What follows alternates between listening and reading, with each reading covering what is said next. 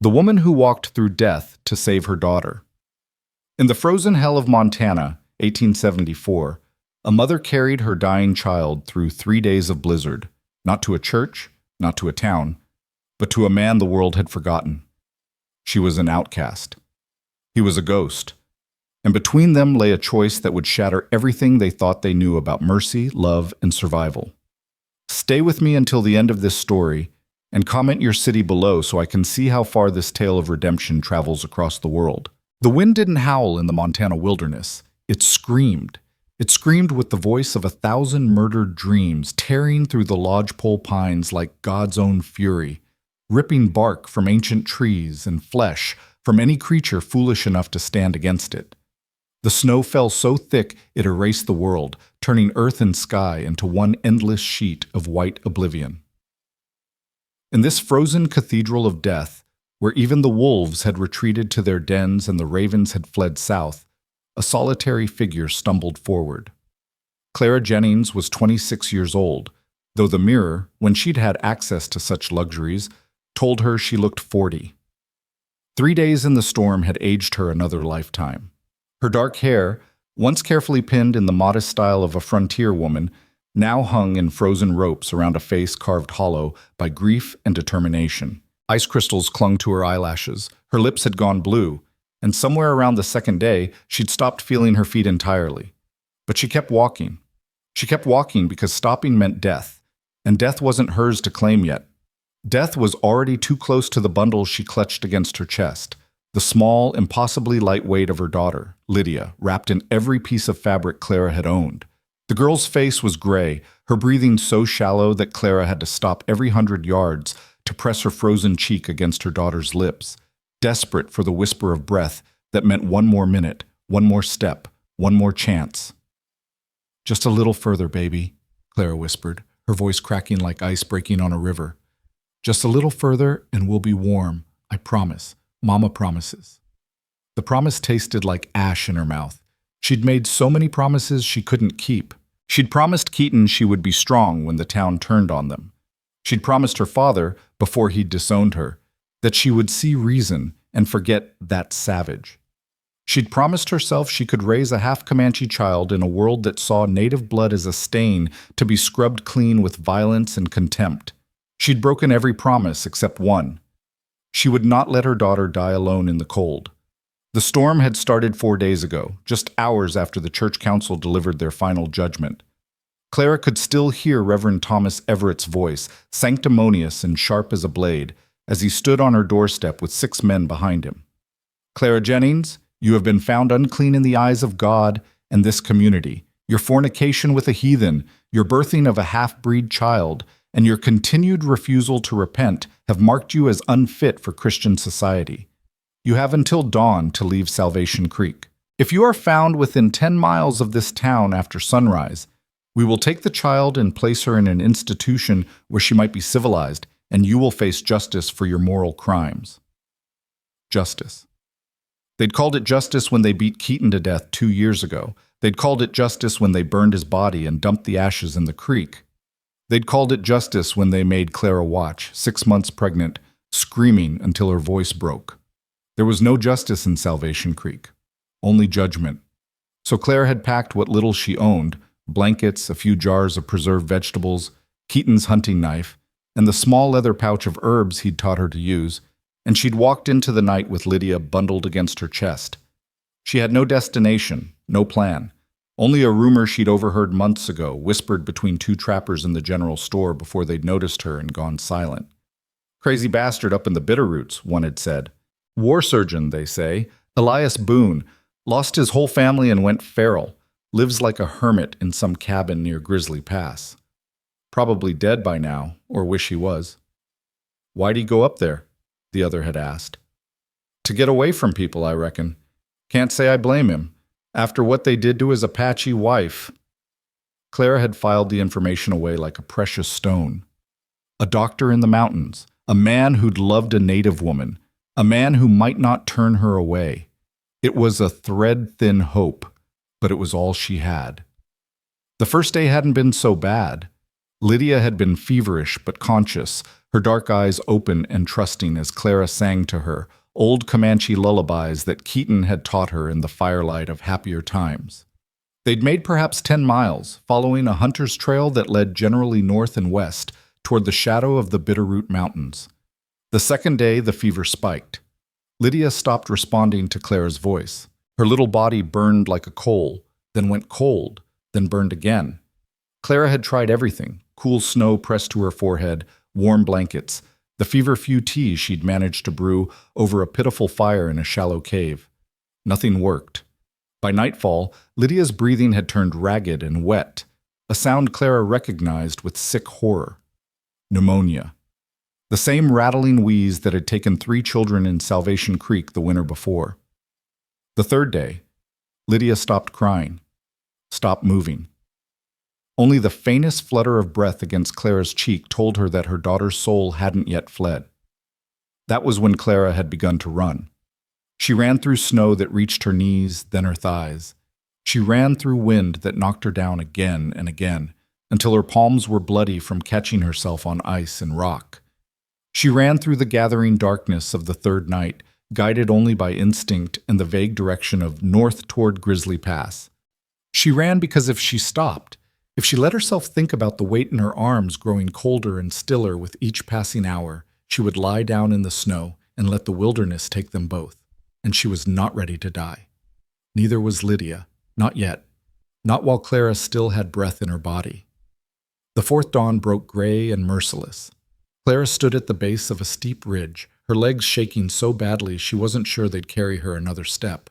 The wind had finally died to a dull moan, and through the settling snow she could see something dark against the white. A structure of some kind, perhaps half a mile up the slope.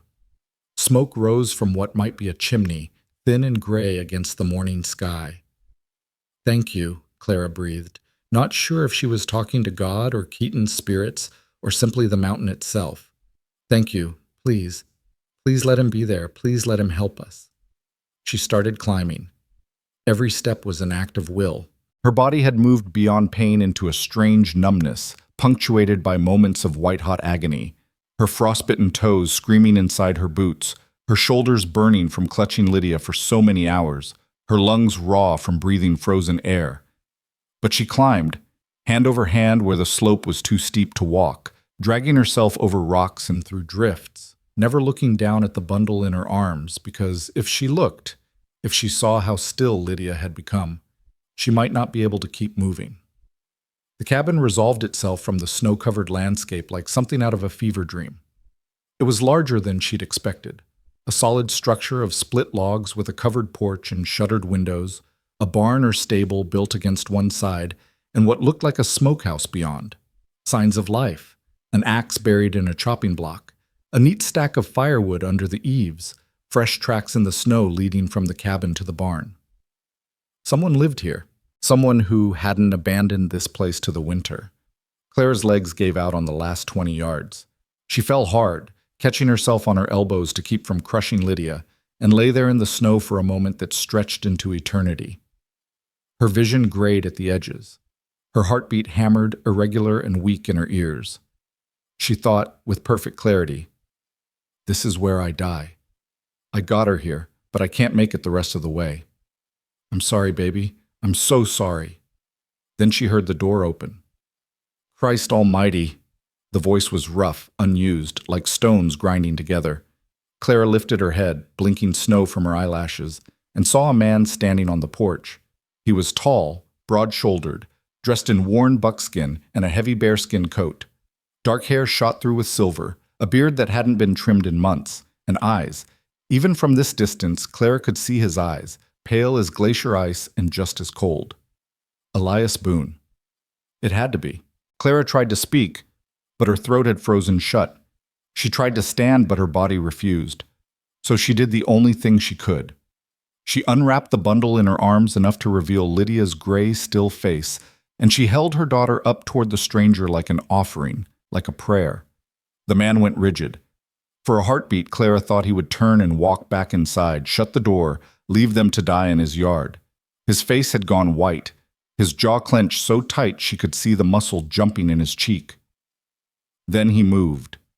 He covered the distance between them in 6 long strides, dropping to his knees in the snow beside Clara. Up close, she could see the scars, a thin white line across his left eyebrow, another along his jaw, the rough, puckered mark of an old burn on the back of his right hand.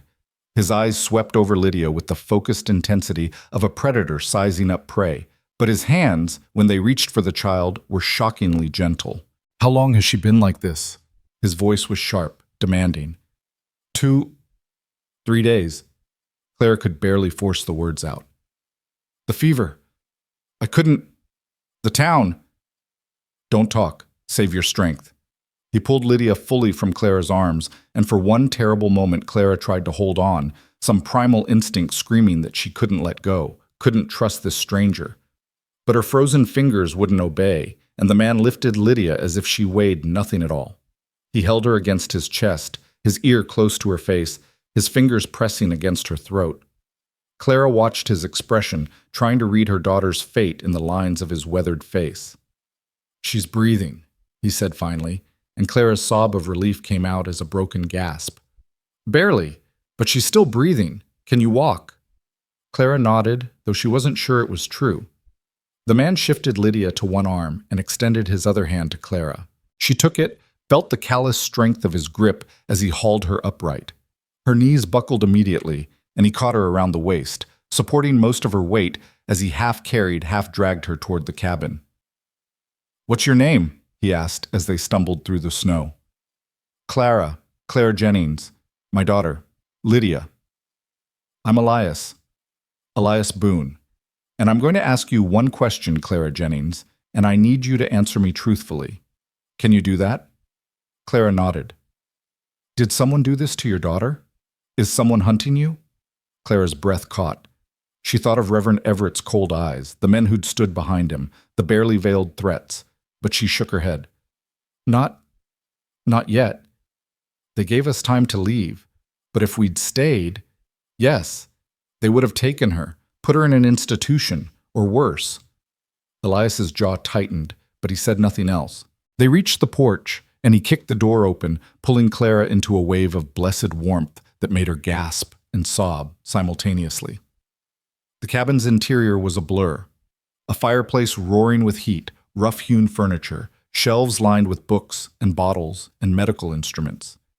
Elias lowered Clara into a chair by the fire, then strode immediately to a long table against the far wall and laid Lydia down with careful precision.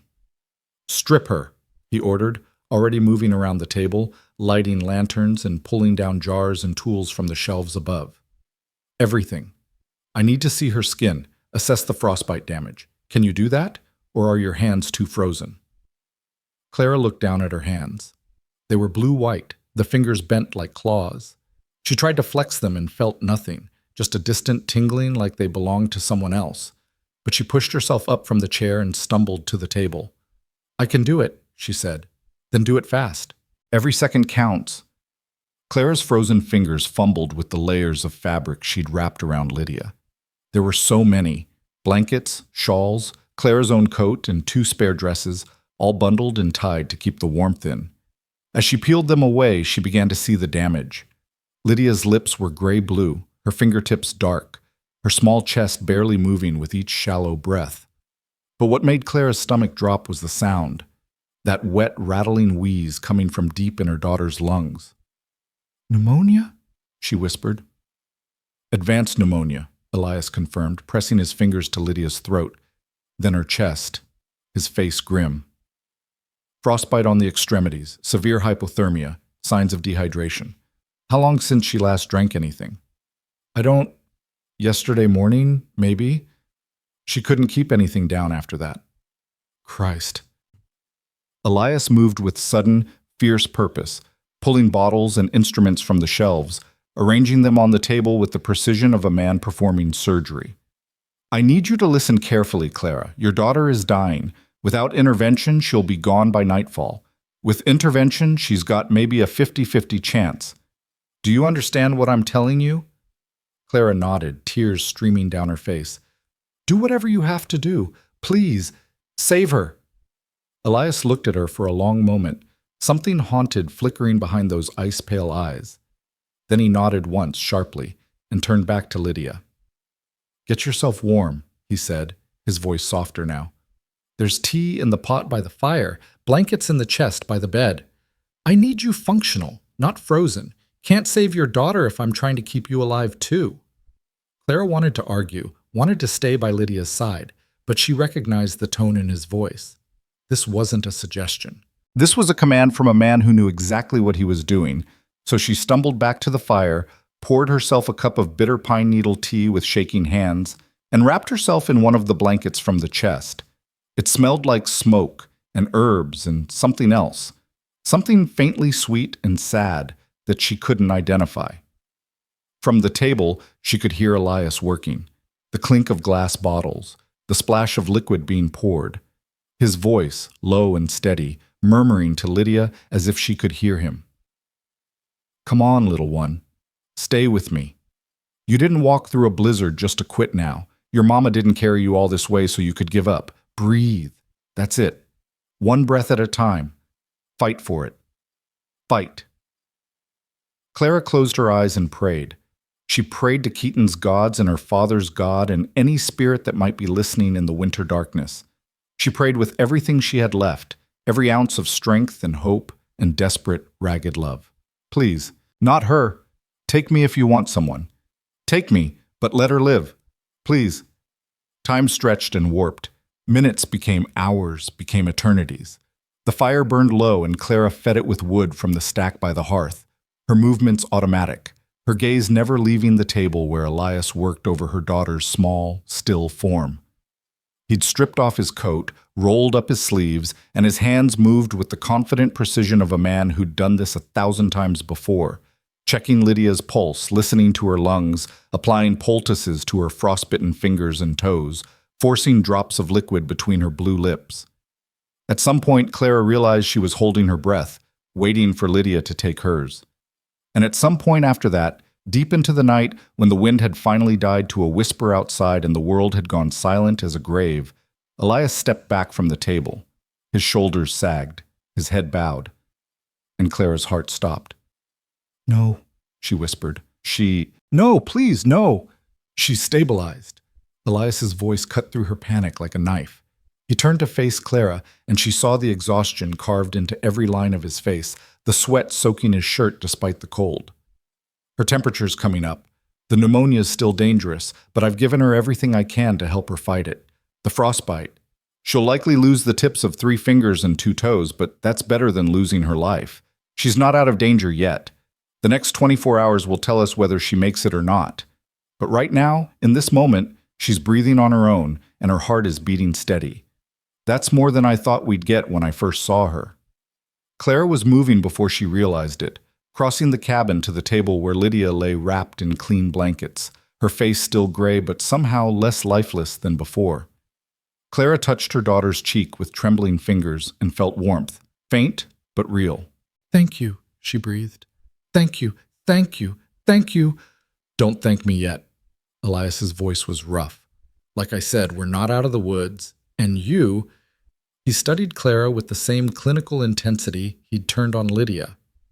"You're hypothermic too. Not as bad as your daughter, but bad enough. When's the last time you ate?" Clara tried to remember and couldn't. 2 days ago? 3? Thought so. Elias moved to the stove where a pot of something that smelled like venison and root vegetables simmered. He ladled a bowl full and thrust it into Clara's hands. "Eat. All of it.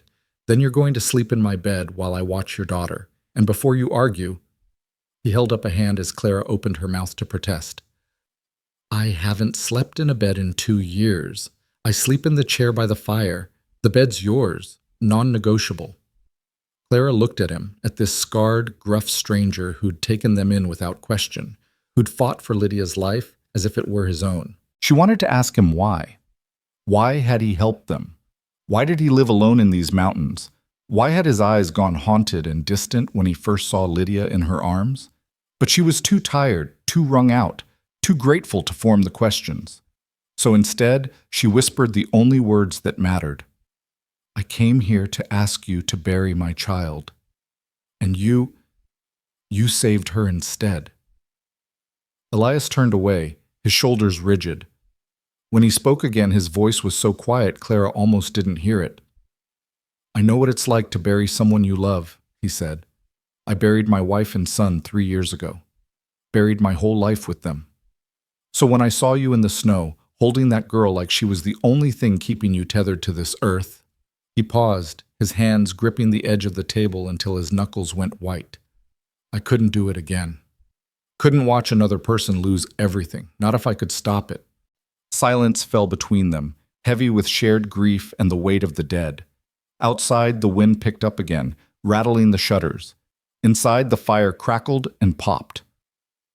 And on the table, Lydia took another breath, then another. Clara ate the stew mechanically, forcing it down even though her stomach rebelled. She was so tired she could barely hold the spoon, but she ate every bite because Elias was right. She needed to be functional. Lydia would need her in the hours and days to come. She couldn't afford to collapse now. When she finished, Elias took the bowl and pointed toward a door at the back of the cabin. "Bed's through there. Go. I'll wake you if anything changes." Clara stumbled to the room, barely registering the simple furnishings. A large bed with a thick quilt, a chest of drawers, a window overlooking the snow-covered forest. She collapsed onto the mattress, still wrapped in her blanket, not even bothering to remove her boots. The last thing she saw before exhaustion dragged her under was the soft glow of lamplight from the main room and the silhouette of Elias Boone standing watch over her daughter. "We're safe," she thought as sleep claimed her. "For now, we're safe." But even in her dreams, she could hear the echo of Reverend Everett's voice, cold and condemning. "We will take the child. You will face justice." And she knew, with bone-deep certainty, that this was only the beginning. Clara woke to the sound of coughing, harsh, wet, desperate coughing that tore through the pre-dawn silence like a saw through bone. She bolted upright, her heart hammering, momentarily disoriented by the unfamiliar room. Then memory crashed back and she was moving, stumbling through the doorway into the main room where lamplight still burned low and steady. Elias was bent over Lydia, one hand supporting her small back as her body convulsed with coughs that brought up bloody phlegm into a basin he held ready. His face was drawn tight with concentration, his movements sure, despite what must have been hours without rest. He didn't look up when Clara approached, all his attention focused on the child struggling to breathe. "Easy, little one," he murmured, his voice surprisingly gentle. "Easy. Don't fight it. Let it come up. That's it. Good girl." Lydia's eyes were open, fever bright and unseeing, her small face contorted with pain and confusion. She didn't seem to recognize Clara when her mother reached for her hand, didn't respond to her name, just coughed and coughed until Clara thought surely her daughter's small body would break apart from the force of it. "What's happening?" Clara's voice came out strangled. "I thought you said she was stable." "She is stable. This is her body fighting." Elias finally spared Clara a glance, his pale eyes bloodshot but sharp. "The fever's breaking. All that infection in her lungs needs to come out. It's going to get worse before it gets better." "How much sleep did you get?" Clara tried to calculate and couldn't. The window showed the barest hint of gray light bleeding into the eastern sky. 4 hours? Maybe 5? "Good, you'll need it." He shifted his grip on Lydia as another coughing fit seized her. "There's more stew on the stove. Eat. Then I need you to take over here while I prepare the next treatment." "What treatment?" "Old Apache remedy my wife taught me. Juniper steam with sage and pine ash. We're going to make her breathe it deep, open up those lungs, help her cough up all the poison that's killing her." He met Clara's eyes squarely. "It's going to hurt. She's going to fight it, and you're going to have to hold her down while I do it. Can you do that?" Clara's throat closed. Hold down her daughter while she suffered? Watch her struggle and cry and not be able to comfort her? But she looked at Lydia's gray face, at the bloody foam on her lips, and she knew there was no choice. This was survival. This was love in its rawest, cruelest form. "Yes," she whispered. "I can do it." Elias nodded once, approval flickering in his expression. "Then eat fast. We start in 10 minutes. Clara forced down another bowl of stew, barely tasting it, her eyes never leaving her daughter.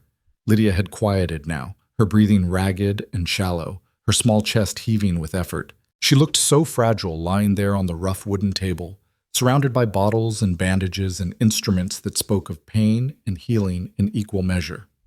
Clara wanted to gather her up, hold her close, whisper that everything would be all right, but she couldn't lie to her daughter. Not now. Not when the truth was carved so starkly in every labored breath. Elias moved around the cabin with economical precision, gathering what he needed.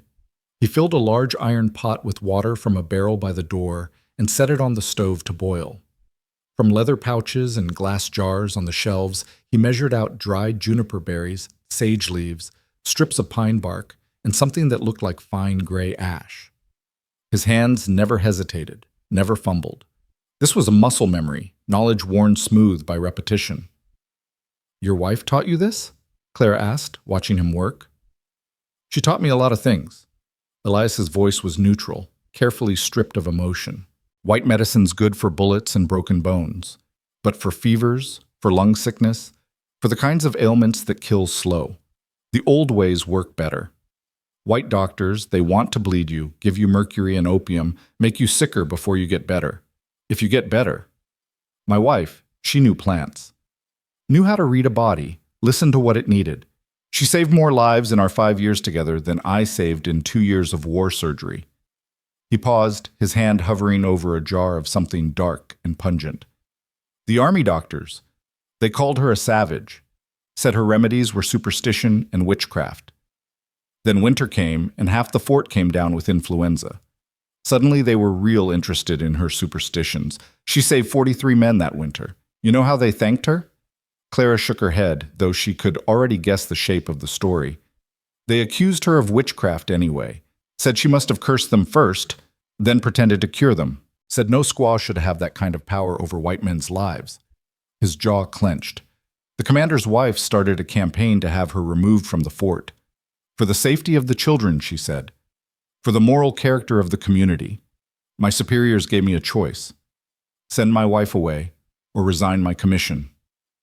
What did you do? I resigned. Walked away from 15 years of service without looking back. Took my wife and our son and came here, to the mountains where no one would bother us, where we could live in peace. He measured out the last ingredient with shaking hands. We had 3 good years, 3 perfect years. Then a trapper came through, sick with smallpox. We took him in, nursed him back to health, sent him on his way grateful and alive. 2 weeks later, my son got sick. Then my wife. The trapper, he'd been immune, but they weren't. The water had begun to boil, steam rising in ghostly plumes. Elias dumped the herbs and ash into the pot, and immediately the cabin filled with a sharp, medicinal smell that made Clara's eyes water. He stirred it with a long wooden spoon, his face illuminated by the lamplight, and Clara saw the grief carved into every line, every shadow. This was a man who'd been hollowed out and left empty. A man who'd buried everything that mattered and somehow kept breathing anyway. "I'm sorry," she said softly. "I'm so sorry for your loss." "Don't be sorry. Be ready." Elias lifted the pot off the stove with a thick cloth wrapped around the handle. "We're going to put her face over this steam. She needs to breathe it deep for at least 5 minutes, preferably 10. The heat's going to hurt. The smell's going to choke her. She's going to panic and fight. You hold her shoulders, keep her head positioned over the pot. I'll control her arms and monitor her breathing. If she passes out, we stop immediately. Understood?" Clara nodded, moving to the table. She positioned herself at Lydia's head, her hands trembling as they hovered over her daughter's thin shoulders. Lydia's eyes had closed again, her face slack with exhaustion or unconsciousness. Clara couldn't tell which. Elias set the pot on the table, adjusting its position carefully. Steam billowed up, thick and white and heavy with the scent of medicine.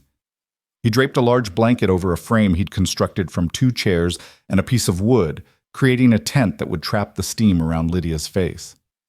"On 3, he said, his hands gentle but firm on Lydia's arms. 1, 2, 3. They lifted Lydia together, positioning her so her face was directly over the rising steam. For a moment, nothing happened. Then Lydia's eyes flew open wide, her mouth opening in a gasp of shock and pain as the hot vapor hit her face. She tried to jerk back immediately, but Clara's hands held her in place, her own heart breaking as her daughter began to struggle. "Mama!" The word came out as a raw scream. "Mama, no, it hurts!" "I know, baby, I know." Tears streamed down Clara's face, but her grip didn't waver. "But you have to breathe it. You have to breathe deep. Please, Lydia, please." "Hurts, Mama, please," Lydia thrashed, her small body surprisingly strong in her panic. "Can't breathe, can't—" "Yes, you can." Elias's voice cut through her screams, calm and commanding. "Listen to me, Lydia. Look at me, right here. Look at my eyes." Something in his tone cut through the fear. Lydia's wild gaze fixed on Elias's face, her chest heaving. "That's good. That's real good. Now this is going to hurt. I won't lie to you, but it's going to help.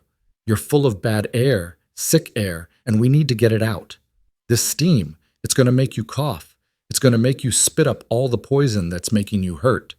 Can you be brave for me? Can you be brave for your mama?" Lydia whimpered, but she stopped fighting quite so hard. Her small hands clutched at Elias's wrists, holding on like a lifeline. "Breathe in through your nose," Elias instructed. "Slow and deep. That's it. Now out through your mouth. Again, in through your nose. Good girl. You're doing so good." Clara watched in amazement as her daughter obeyed, as the panic slowly bled out of her small frame to be replaced by concentration. Each breath made her cough, harsh, productive coughs that brought up more of the bloody phlegm. But she kept breathing, kept following Elias's calm instructions. And slowly, impossibly, the coughs began to sound different, clearer, stronger. The minutes crawled by like hours. Clara's arms ached from holding Lydia in position. Sweat poured down her face from the heat of the steam, but she didn't let go, didn't look away from her daughter's face. She watched the color gradually return to Lydia's lips, watched her breathing become slightly less labored, watched life kindle in her fever-bright eyes. "That's 10 minutes, Elias said finally. "Let's give her a break." They lifted Lydia away from the steam, and Clara cradled her daughter against her chest, rocking her gently as she coughed and cried and shook. Elias brought water, and Clara helped Lydia drink in small sips, washing away the bitter taste of the medicine. "You did so well, baby," Clara murmured, kissing her daughter's damp forehead. "So brave, so strong. Mama's so proud of you." "Hurts," Lydia whimpered. "Everything hurts." "I know, but you're getting better. Can you feel it? You're breathing easier now, aren't you?" Lydia nodded slightly, then coughed again. A deep, rattling cough that brought up a thick wad of yellowish phlegm. Elias caught it in the basin, examining it critically. "Good," he said with satisfaction. "That's what we want to see. The infection's breaking up. We'll do another session in 2 hours, then again at noon. By tonight, you should be breathing clear." "Will she—" Clara couldn't finish the question, couldn't speak the fear aloud. But Elias understood. He met her eyes, and for the first time since she'd arrived, she saw something other than cold efficiency in his face. She saw compassion, maybe even hope. "She's fighting," he said simply, "and she's got you. That counts for more than any medicine I can give her."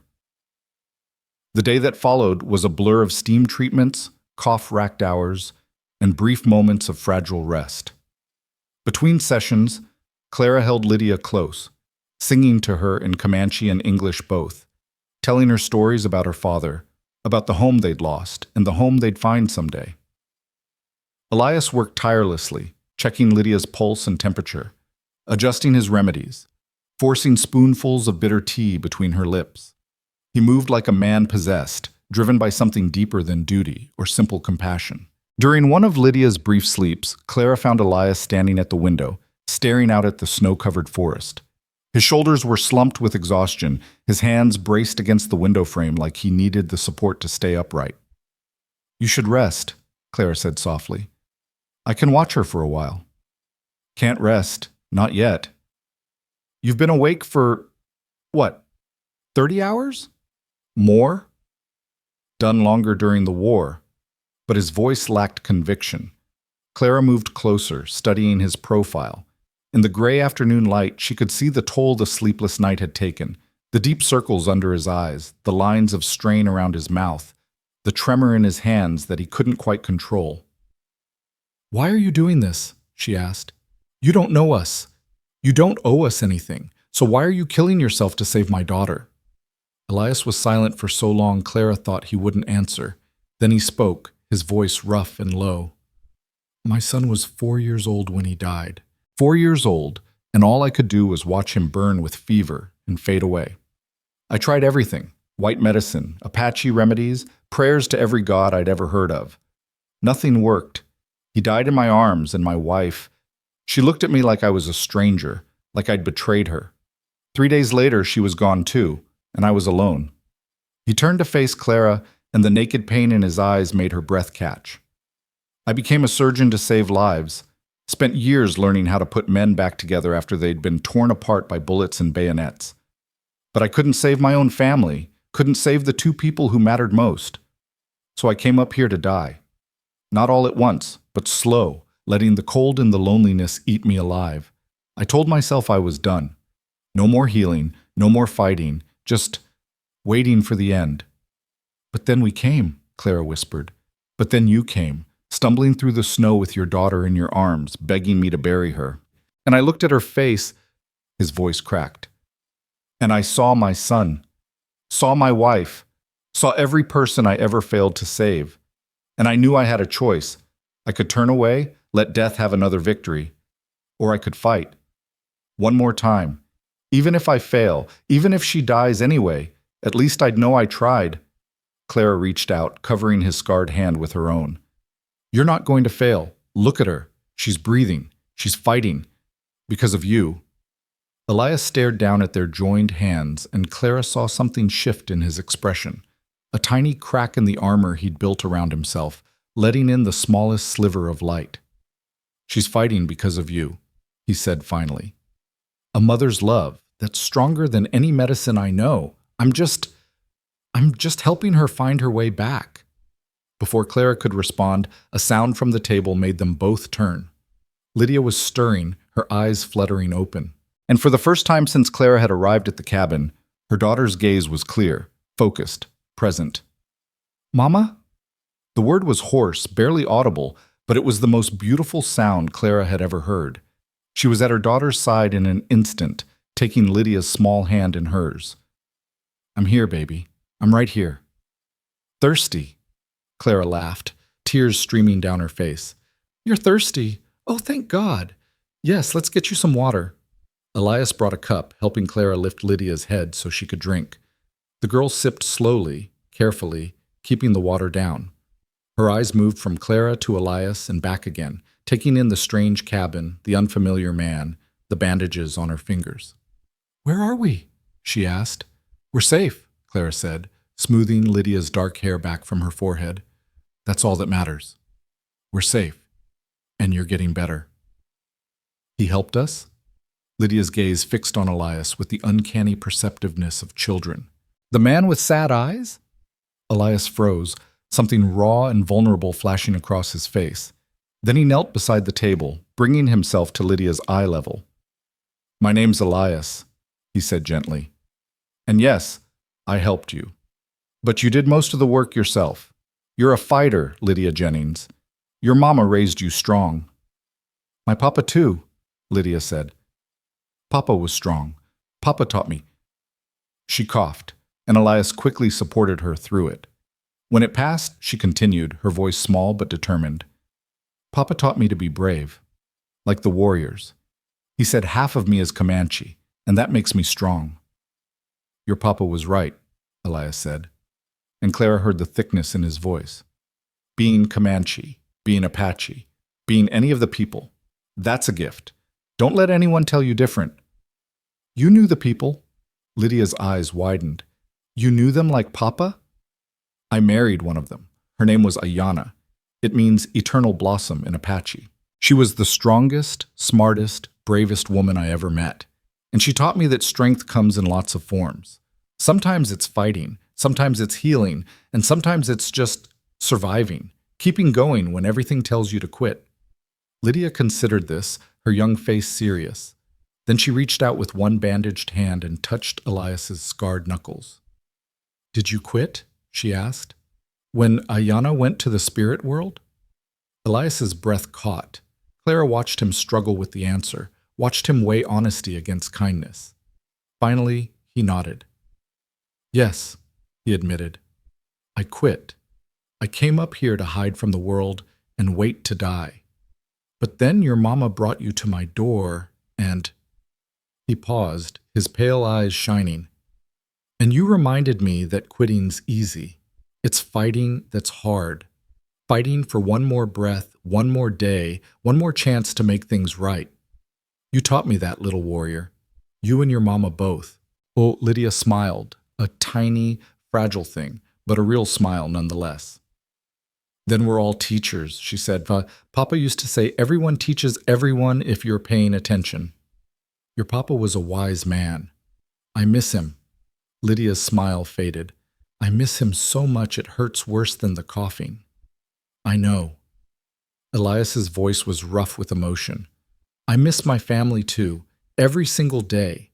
But you know what I learned? The people we love, they don't really leave us.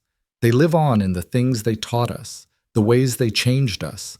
Your papa, he's still with you, in your strength, in your courage, in the way you fought to stay alive even when it would have been easier to let go.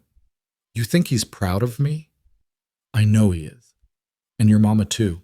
She carried you through a blizzard for 3 days, never stopped, never gave up. That's the kind of love that moves mountains, little one. That's the kind of love your papa had for both of you. Lydia's eyes drifted to Clara, who was openly weeping now, unable to hold back the flood of relief and grief and gratitude. Don't cry, Mama. Elias says I'm getting better. I know, baby. These are happy tears. I'm so grateful. So grateful you're here. So grateful we found Elias. So grateful for every breath you take. Me too. Lydia yawned, her eyelids drooping. I'm sleepy again. Is that okay? That's perfect, Elias assured her. Sleep is healing. You rest now, and when you wake up, we'll have some broth and do another steam treatment. Not because you need it as much, but because we want to make sure all that sickness is gone for good. Okay. Lydia's eyes closed, but her hand tightened on Clara's fingers. Stay close, Mama. Please stay close. I'm not going anywhere, baby. Not ever again. Clara held Lydia's hand as her daughter slipped back into sleep. Real sleep this time, not the fever-drenched unconsciousness of before. The change was remarkable. Lydia's breathing was still labored, still rough, but it was steady, strong. The gray pallor had faded from her skin, replaced by the faintest hint of healthy color. She looked like a child again, not a corpse waiting to happen. Elias checked her pulse one more time, then nodded with satisfaction. The crisis has passed, he said quietly. She's not out of danger yet. Pneumonia can relapse, and the frostbite damage will take time to heal. But the worst is over. She's going to live, Clara. The words hit Clara like a physical blow. She'd been holding herself together through sheer force of will, refusing to hope, refusing to believe until she had proof. But now, hearing Elias say it with such certainty, the walls came crashing down. She buried her face in her hands and sobbed, great wrenching sobs that came from the deepest part of her soul, releasing days of terror and grief and desperate, agonizing hope. Elias stood awkwardly for a moment, clearly uncertain what to do. Then, with the gentleness that seemed at odds with his rough appearance, he placed a hand on Clara's shoulder. Let it out, he said softly. You've earned the right to fall apart. You kept her alive long enough to get her here. You held her through the worst of it. You were strong when she needed you to be strong. Now you can be human again. Clara leaned into his touch, drawing strength from his steady presence. They stood like that for a long moment, two broken people who'd found each other in the wilderness, bound together by a shared commitment to fight death one more time. When Clara finally raised her head, wiping her face with her sleeve, she found Elias watching her with an expression she couldn't quite read. Respect, maybe, or recognition. The look of someone who'd walked through hell and found another survivor on the other side. Thank you, she said, her voice raw. I don't have words big enough to thank you for what you've done. You saved her life. You saved both our lives. You would have done the same for me, Elias said simply. That's what decent people do. They help. They fight for each other. They refuse to let the darkness win, even when it seems like the easiest path. Is that why you use their medicine? Clara gestured to the shelves lined with herbs and remedies. The Apache ways? Because it works, or because it's a way of honoring your wife? Both. Elias moved to the shelves, running his fingers over the jars and pouches. White doctors, they think they know everything. Think their book learning makes them superior to knowledge that's been passed down for generations. But the people, they understood something we forgot. They understood that healing's about balance.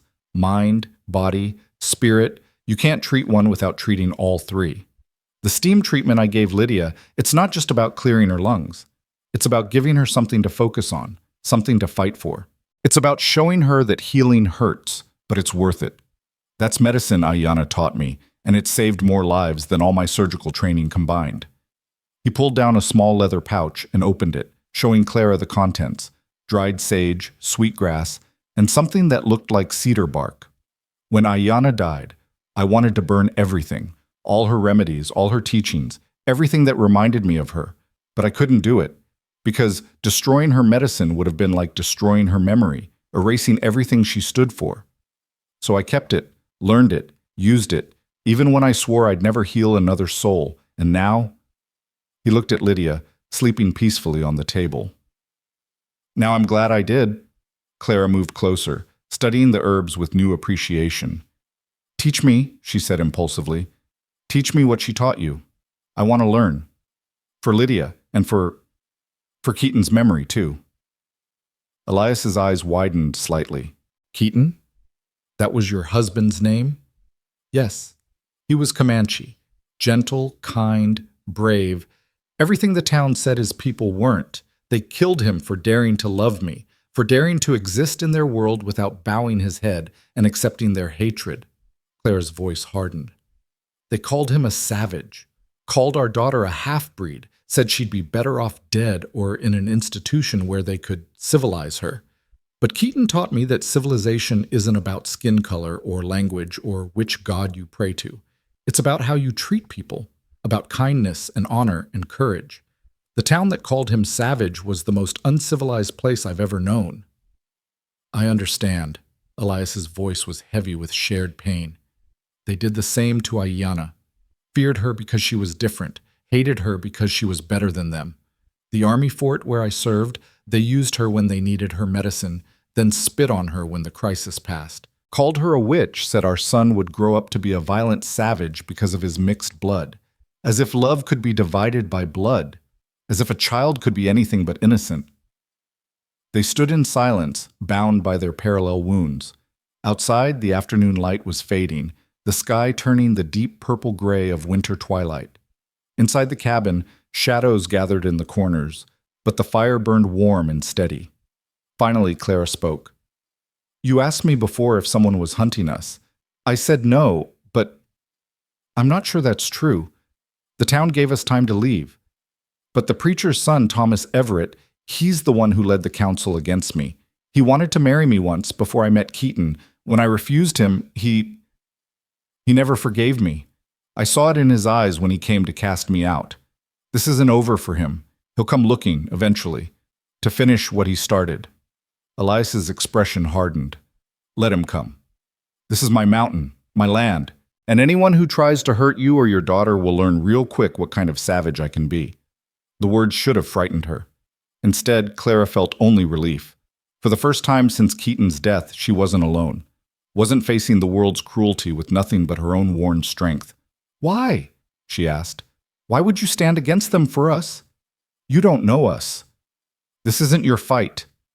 Elias was quiet for a long moment, his gaze distant. When he finally spoke, his voice was soft but fierce. I couldn't protect my family. Couldn't save them from disease or from the hatred that killed Ayanna's spirit long before the smallpox took her body. I failed them in every way that matters. But I'll be damned if I fail you. You came to my door when you had nowhere else to go. You trusted me with your daughter's life. That makes it my fight. That makes you my responsibility, and I don't abandon my responsibilities. Not anymore. Clara felt tears prick her eyes again, but these were different, tears of gratitude, of relief, of hope, cautiously rekindling in her battered heart. She reached into her pocket and pulled out the only thing of value she still possessed, a small turquoise pendant Keaton had given her on their wedding day. It was rough cut, imperfect, but beautiful in its simplicity. "Here," she said, pressing it into Elias's hand. "I can't pay you with money, but this was precious to me, to us. Please take it. As thanks and as a promise that we won't forget what you've done, that your kindness means something, that it matters." Elias stared at the pendant, his scarred fingers closing around it carefully. For a moment, Clara thought he would refuse. Then he nodded, slipping it into his pocket. "I'll keep it safe," he said. "And when Lydia's grown, when she's strong and healthy and free, you can give it to her. Tell her it's from her father and from the man who helped save her life. Tell her it's a reminder that good people still exist in this world, even when it seems like the darkness has won." "I will." Clara smiled through her tears. "I promise, I will." Night fell over the mountains, deep and cold and absolute. But inside the cabin, warmth and light held back the darkness. Elias prepared a simple meal of cornbread and beans, and when Lydia woke again, she was able to eat a few bites before exhaustion claimed her once more.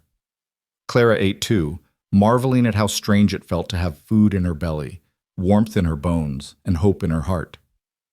As they cleaned up after the meal, Clara found herself watching Elias with new eyes. She saw past the scars and the beard and the rough mountain man exterior to the skilled surgeon beneath, the grieving husband, the father who'd lost everything and somehow found the strength to fight for strangers. She saw a man who'd been broken and had put himself back together crooked but functional, like a bone that healed wrong but still bore weight. "What was your son's name?" she asked quietly. Elias paused in his washing, his hands still in the basin. "Samuel. We called him Sam. He had his mother's eyes, dark and bright and full of mischief, always laughing, always curious. Drove me half crazy asking questions about everything he saw. Papa, why is the sky blue? Papa, where do the birds go in winter? Papa, can I be a doctor like you when I grow up?" His voice cracked. "I'd give anything to hear one more question, to see one more smile. He sounds wonderful." He was. They both were. Elias dried his hands roughly. "Sometimes I wonder if I'm being punished, if the universe looked at all the men I failed to save during the war and decided I needed to lose everything I loved to balance the scales." "That's not how it works," Clara said firmly. "Bad things happen to good people all the time. It's not punishment or justice or cosmic balance. It's just life. Cruel and random and unfair. But that doesn't mean we stop fighting. Doesn't mean we give up on finding meaning, finding purpose, finding reasons to keep breathing. Is that what you tell yourself when you think about what they did to Keaton?" Clara flinched at the question, but she didn't look away. "Sometimes. Other times I just rage. I scream and cry and curse God and everyone who stood by and let it happen. But then I look at Lydia and I remember Keaton's still alive in her eyes, her smile, her courage. They can kill the man, but they can't kill what he created. Love doesn't die just because the people who made it are gone. It transforms. It endures." Elias studied her for a long moment, and Clara saw something shift in his expression. A softening, a recognition, a connection forming between two souls who'd survived the unsurvivable. "You're right," he said finally. "Love endures. Even when we think it's gone, even when the grief seems like it'll swallow us whole, love endures.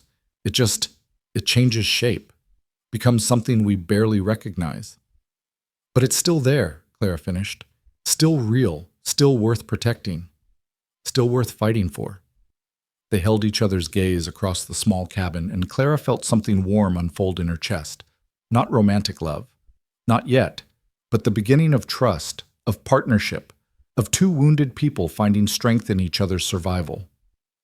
The night deepened.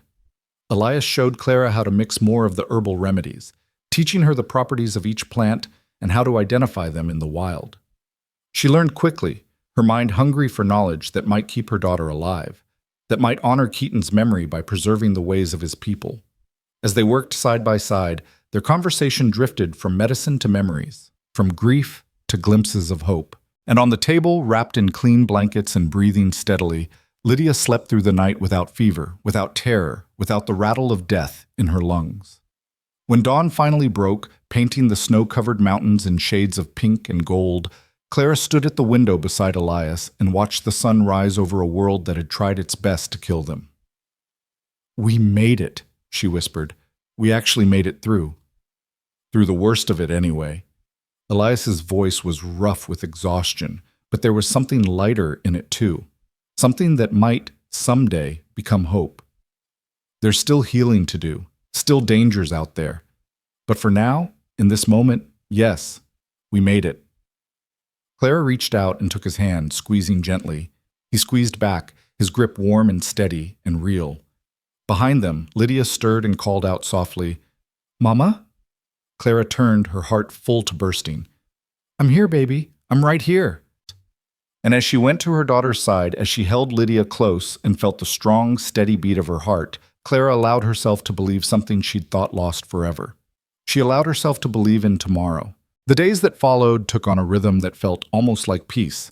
Almost, but not quite, because peace was a luxury neither Clara nor Elias had learned to trust anymore. Still, there was comfort in the routine. Mornings spent checking Lydia's progress, changing her bandages, coaxing broth and tea between her lips. Afternoons of rest punctuated by steam treatments that grew gentler as her lungs cleared. Evenings by the fire, when the work was done and the mountain darkness pressed against the windows like something alive. It was during these evenings that the real healing began, though neither of them recognized it at first. Lydia was sleeping soundly on the fourth night, her breathing finally clear and strong when Clara found herself unable to sit still. She'd been cooped up in the cabin for days, and her body craved movement, purpose, something to do with her hands besides worry. She began tidying without asking, organizing the shelves of medical supplies, sweeping the floor, mending a tear in one of the blankets. Elias watched her from his chair by the fire, saying nothing, but she could feel his gaze following her movements. "You don't have to do that," he said finally. "You're a guest here, not a servant." "I need to be useful." Clara didn't stop sweeping. "I need to feel like I'm contributing something, not just taking." "You brought life back into this cabin. That's contribution enough." Clara paused, leaning on the broom handle. "You really believe that? That we brought you something other than trouble and risk?" Elias was quiet for a long moment, staring into the fire. When he spoke, his voice was thoughtful, almost surprised. "Yes, I do. This place, it's been a tomb for 2 years. I kept it clean, kept the fire burning, kept myself alive, but barely. Just going through the motions because stopping felt like too much effort. Then you showed up, and suddenly I had a reason to use all those medicines I'd saved. A reason to remember what I used to be good at. A reason to..." He trailed off, shaking his head. "A reason to what?" "A reason to care." The words came out raw, unguarded. I'd forgotten what that felt like. Caring whether someone lived or died. Caring enough to fight for it. Clara set the broom aside and moved to the fire, settling into the chair across from him. The firelight cast dancing shadows across his scarred face, softening the hard lines of grief and isolation. She studied him openly, seeing past the defensive walls to the lonely man beneath. "Tell me about her," she said softly. "About Ayana, if it doesn't hurt too much to talk about." Elias's jaw tightened, and Clara thought he would refuse. But then something in him seemed to crack open, like ice breaking under spring sun, and the words began to flow. She was Apache, from a band that had been forced onto a reservation in Arizona territory. She'd watched her people starve on government rations, watched them die of diseases they had no immunity to, watched their children taken away to boarding schools where they beat the Indian out of them.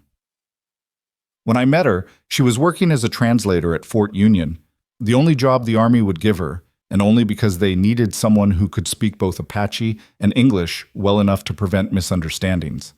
He paused, his fingers drumming against the arm of his chair in a restless rhythm. I was fresh out of medical school, full of ideals and arrogance. Thought I knew everything because I'd read books and studied cadavers. Then cholera broke out among the Apache families living near the fort, and none of my training meant a damn thing.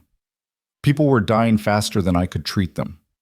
I was panicking, exhausted, making mistakes. And Ayana just appeared, walked right into the hospital tent where I was losing my mind and said, "Your medicine isn't working. Try mine." Jansats D. Clara smiled despite herself. I bet that went over well with the other doctors. They wanted to throw her out, called her everything from witch to squaw to things I won't repeat in front of a lady. But I was desperate enough to listen. She showed me how to make a tea from willow bark and wild mint that settled the stomach cramps, how to use clay poultices to draw out the fever, how to brew a tonic that kept patients hydrated even when they couldn't keep water down. Within 3 days, the death rate dropped by half. Within a week, we'd turned the corner on the outbreak. His expression softened, memory painting warmth across his features.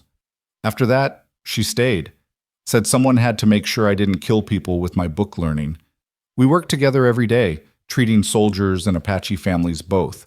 I taught her what I knew about anatomy and surgery. She taught me about plants and healing traditions that went back centuries, and somewhere in all that teaching and learning, I fell in love with her. What was she like? Clara asked, leaning forward. Beyond the medicine? Elias's smile was small but genuine, the first real smile Clara had seen on his face. Fierce, smart as hell, funny in a dry way that caught you off guard. She didn't suffer fools, didn't apologize for taking up space in the world.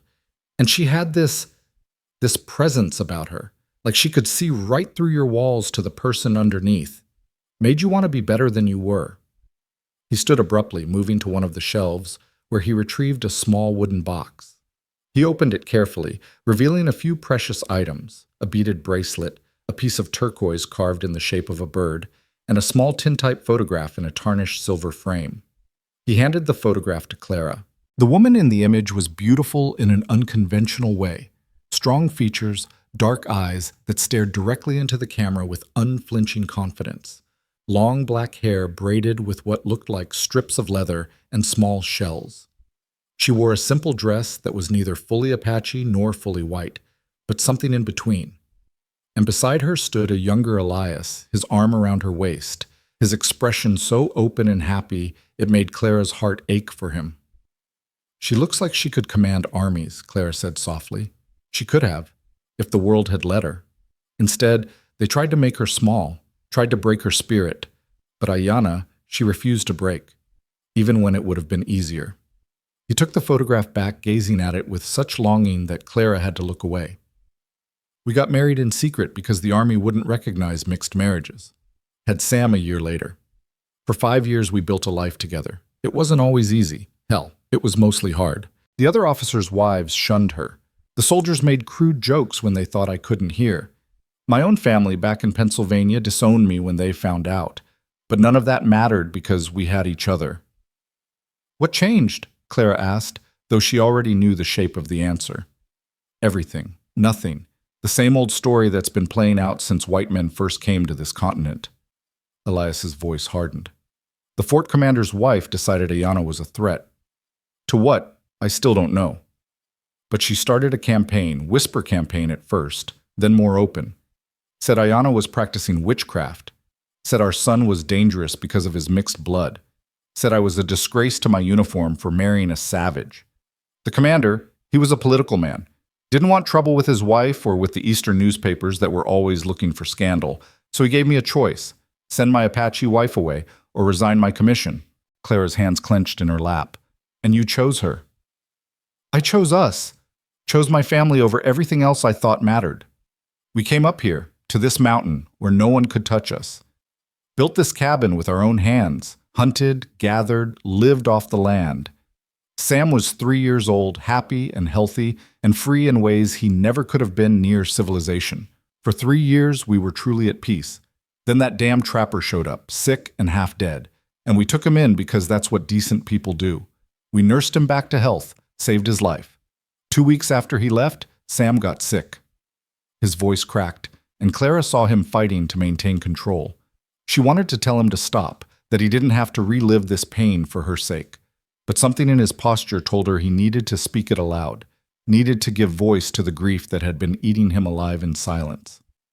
Smallpox. I knew what it was the second I saw the rash, and I knew we were in trouble because neither Ayanna nor Sam had been exposed before. They had no immunity. I rode down to the nearest town 20 miles through a blizzard, begging for the vaccine. They had it. They had it, but they wouldn't give it to me.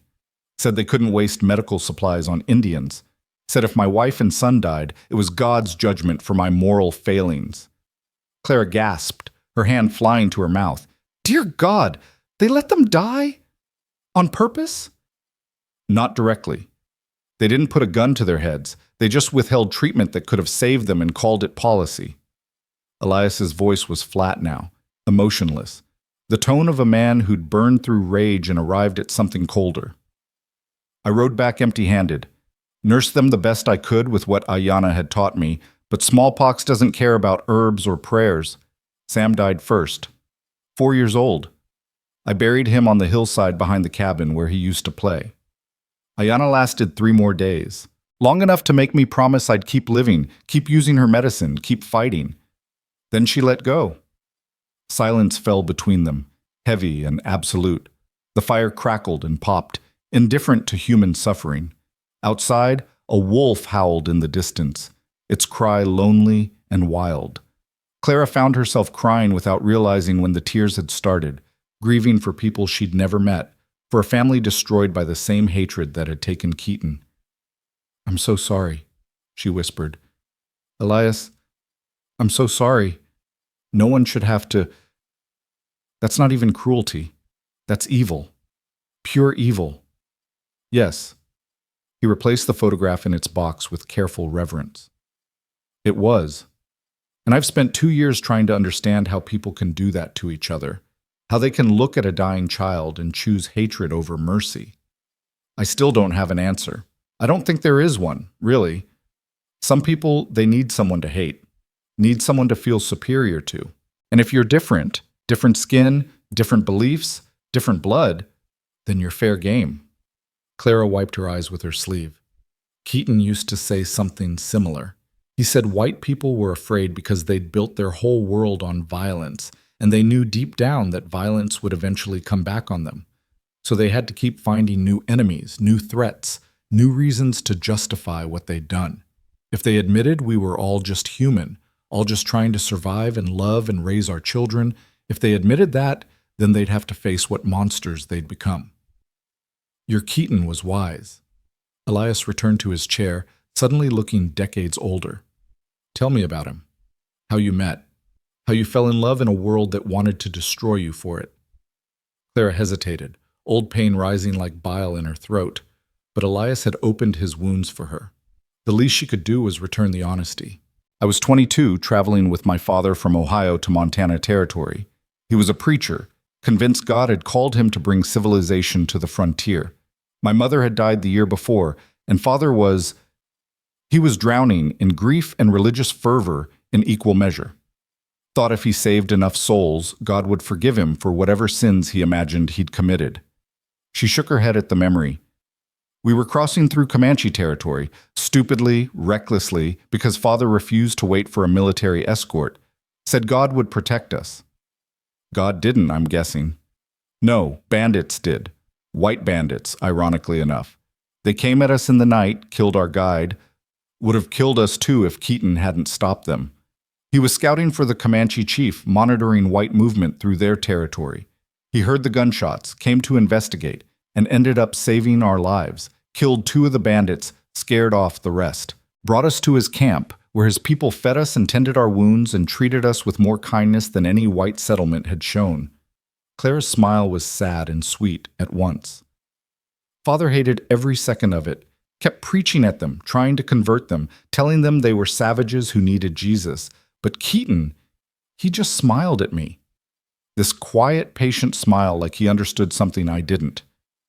And when father finally fell asleep one night, Keaton taught me to speak a few words in Comanche, taught me about his people's beliefs, their connection to the land, made me see that civilization isn't about buildings and books, it's about how you treat each other. You fell in love with him there? Yes, completely, helplessly. We only had 2 weeks together before father insisted we continue to Salvation Creek, But in those 2 weeks, Keaton showed me what real humanity looked like. He was gentle, thoughtful, funny in ways that transcended language. He loved children and animals. He carved beautiful things from wood, birds and horses, and abstract shapes that seemed to move in the firelight. He told me stories about the stars and the spirits and the sacred responsibility everyone has to care for creation. And when Father started preaching at him about hell and damnation, Keaton just said, "Your hell sounds like a place created by men who can't forgive themselves. My people believe in harmony, not punishment." Father nearly had apoplexy. Elias chuckled, a low rumble that seemed to surprise him. "I would have liked your Keaton." "He would have liked you too, would have appreciated your willingness to learn from Ayanna, to honor her ways." Clara's voice thickened with emotion. When we got to Salvation Creek, Father forbade me from ever speaking about Keaton or the Comanche. Said it was shameful that I'd been so friendly with savages. But I couldn't forget. Couldn't stop thinking about Keaton's smile, his kindness, the way he looked at the world with such reverence and joy. 6 months later, he found me, tracked us all the way to Salvation Creek because he'd felt the same connection I had. He came to ask Father for permission to court me properly. I assumed that went poorly. Father beat him, right there on our porch, in front of the whole town. Called him terrible names, said he'd defile me, that no white woman would ever marry a savage with his consent. Keaton didn't fight back, just took it, then looked at me and said, "I'll wait. However long it takes, I'll wait." Then he left. Clara's hands trembled as she continued. But I didn't wait. I ran away that night, found him camping outside town. Told him I didn't care about Father's consent or the town's approval. We got married under the stars with the spirits as witnesses. No church, no preacher, just our vows to each other. And for 8 months, we were happy. We built a small house on the edge of town, kept to ourselves, tried not to make trouble. Keaton did odd jobs, carpentry, horse breaking, anything that would keep us fed. And I was pregnant, carrying Lydia, feeling her grow inside me like hope made flesh. "What happened?" Elias asked, though his tone said he already knew. Thomas Everett happened. He was the preacher's son, Father's protege and my former suitor. He'd proposed to me 3 times before I met Keaton, and I'd refused him every time. Not because he was terrible, but because he was empty. All religious performance with no real soul underneath. When he found out I'd married Keaton, he took it as a personal insult, like I'd chosen a savage over him to humiliate him specifically. Clara's voice dropped to barely above a whisper. Thomas organized a mob, called it a righteous mission to protect white women from predatory savages. They came to our house one night when Keaton was walking home from a carpentry job in town. They dragged him into the street, beat him with clubs and fists. I tried to stop them. I was 6 months pregnant, screaming, begging. Keaton kept telling me to run, to save the baby. But I couldn't. I couldn't just abandon him. Tears streamed down her face now, uncontrolled and burning. They beat him to death in front of me. Took hours. And when he was finally gone, when his blood was soaking into the dirt of Main Street, Thomas looked at me and said, "You brought this on yourself. You and your unnatural lusts." Then they burned Keaton's body and threw the ashes in the creek like he was garbage, like his life meant nothing. Elias stood slowly and moved to kneel before Clara's chair. He took her hands in his, those scarred, capable hands that had saved her daughter, and held them firmly, grounding her in the present, even as the past threatened to drown her. "Look at me, Clara." His voice was gentle but commanding. "Look at me. What they did to Keaton, that wasn't justice. That wasn't righteousness. That was murder, and you didn't cause it. Thomas and his mob, they're responsible for their own evil. Not you. Never you. But I loved him." The words came out choked. "I chose him, and that choice killed him." "No. Hatred killed him. Fear killed him. Small, cruel men who couldn't stand the idea that love doesn't recognize the boundaries they draw. You loving Keaton was the most human, most right thing in that whole damn town. Don't you dare let them make you ashamed of it." Clara sobbed, and Elias pulled her forward into an embrace that was awkward and unpracticed but desperately needed. She cried into his shoulder, releasing 2 years of guilt and rage and grief. And he held her, the scarred mountain hermit who understood her pain because he'd lived his own version of it. And he let her break apart in his arms, knowing she was safe to do so. When the storm finally passed and Clara could breathe again, she pulled back, wiping her face with shaking hands. "I should check on Lydia," she said, her voice rough. "She's sleeping peacefully. I can hear her breathing from here. It's steady and clear. She's fine." Elias returned to his chair but leaned forward, his expression intense. "What happened after they killed Keaton? How did you survive?" "Barely," Clara laughed bitterly. "Father disowned me officially. The church council ruled I was unfit to live among Christians. But they couldn't quite bring themselves to kill a pregnant woman, so they let me stay in Keaton's house on the condition that I never speak to or acknowledge anyone in town. I was invisible. A ghost. I gave birth to Lydia alone, no midwife, no help, just me and Keaton's spirit guides that I prayed to even though I wasn't sure they could hear me. And somehow she lived.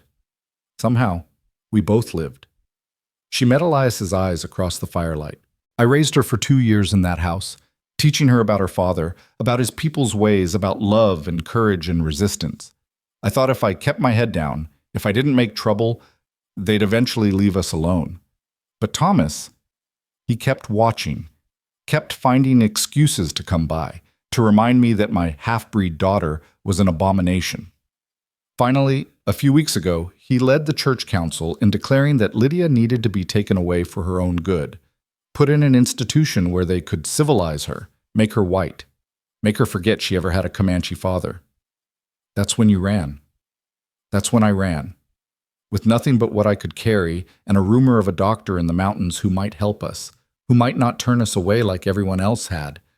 Clara's smile was tremulous. "I gambled everything on you being a decent man, Elias Boone. And I won." Elias looked down at his hands, flexing the scarred fingers slowly. "I'm not decent. I'm tired of death winning.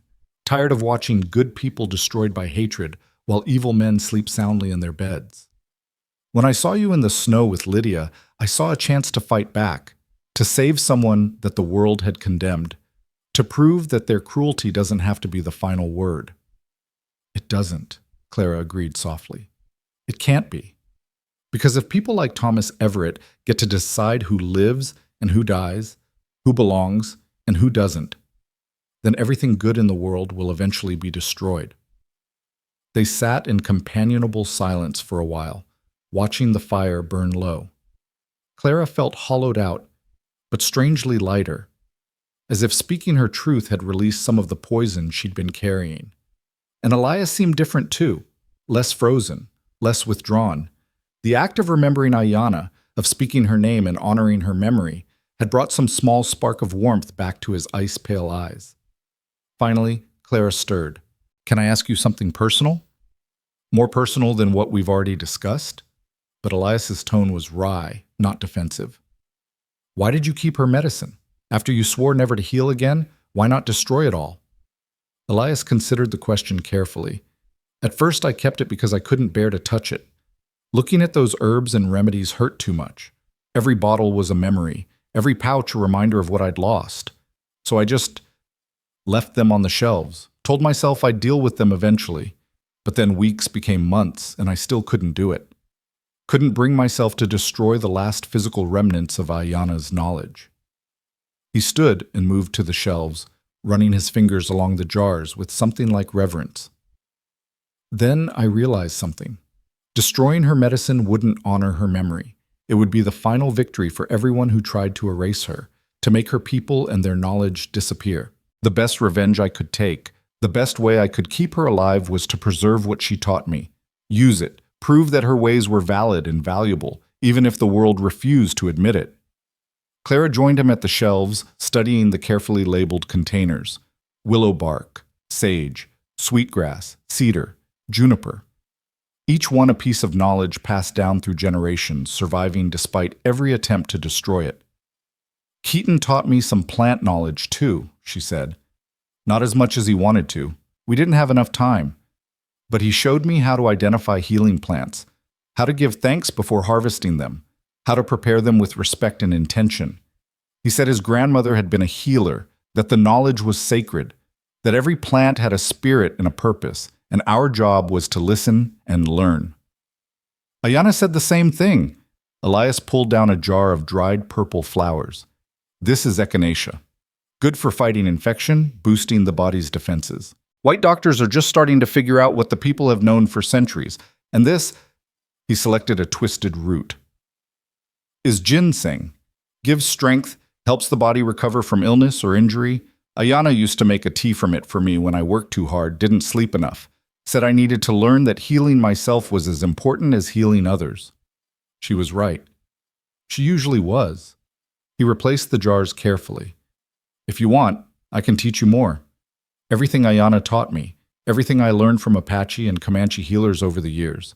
It should be passed on, not buried with me on this mountain. Clara's throat tightened with emotion. I'd like that. I'd like that very much. For Lydia's sake, and for Keaton's memory, and for all of us who refuse to let their knowledge die. Elias extended his hand and Clara took it.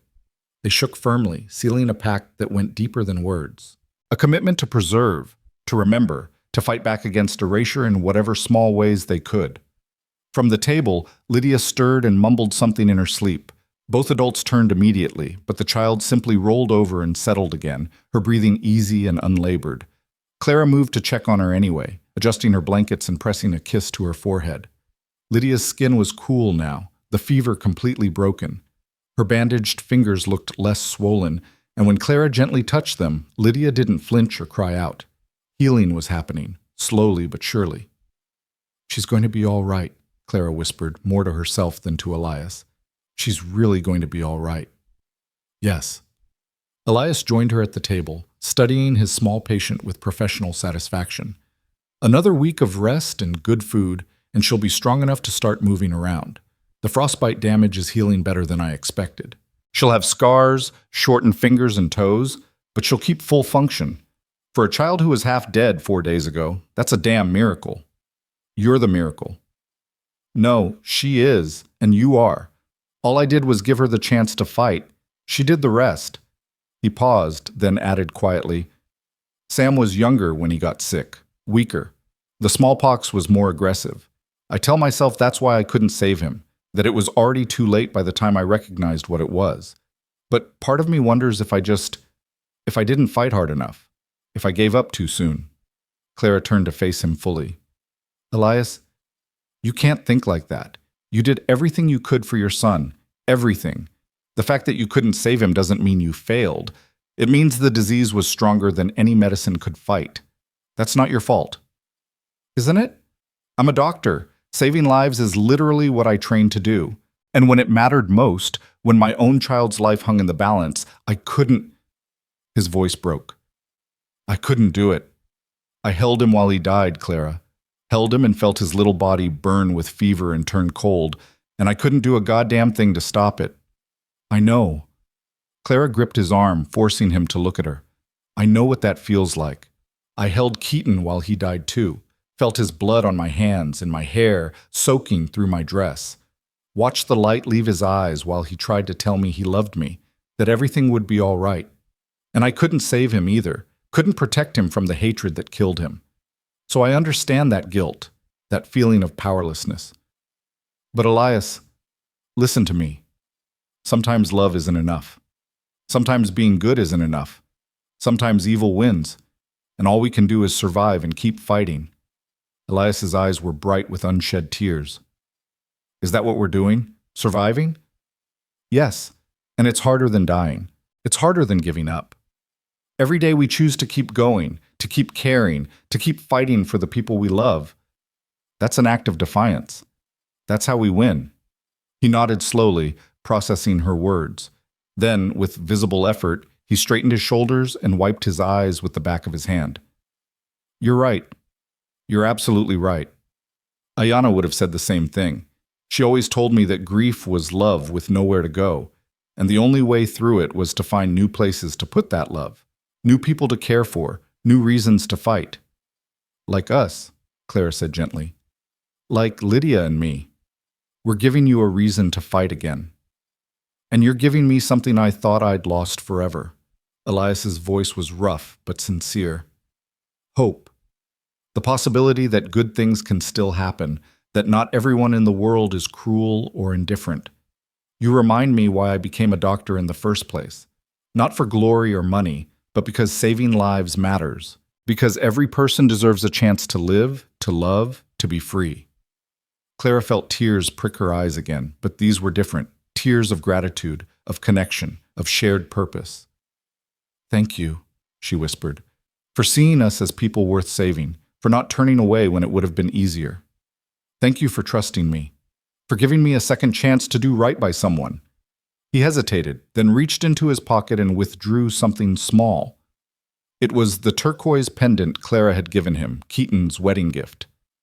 I want you to have this back. But I gave it to you. I know, and I'll treasure that gift forever. But this pendant, it's not mine to keep. It's Lydia's legacy.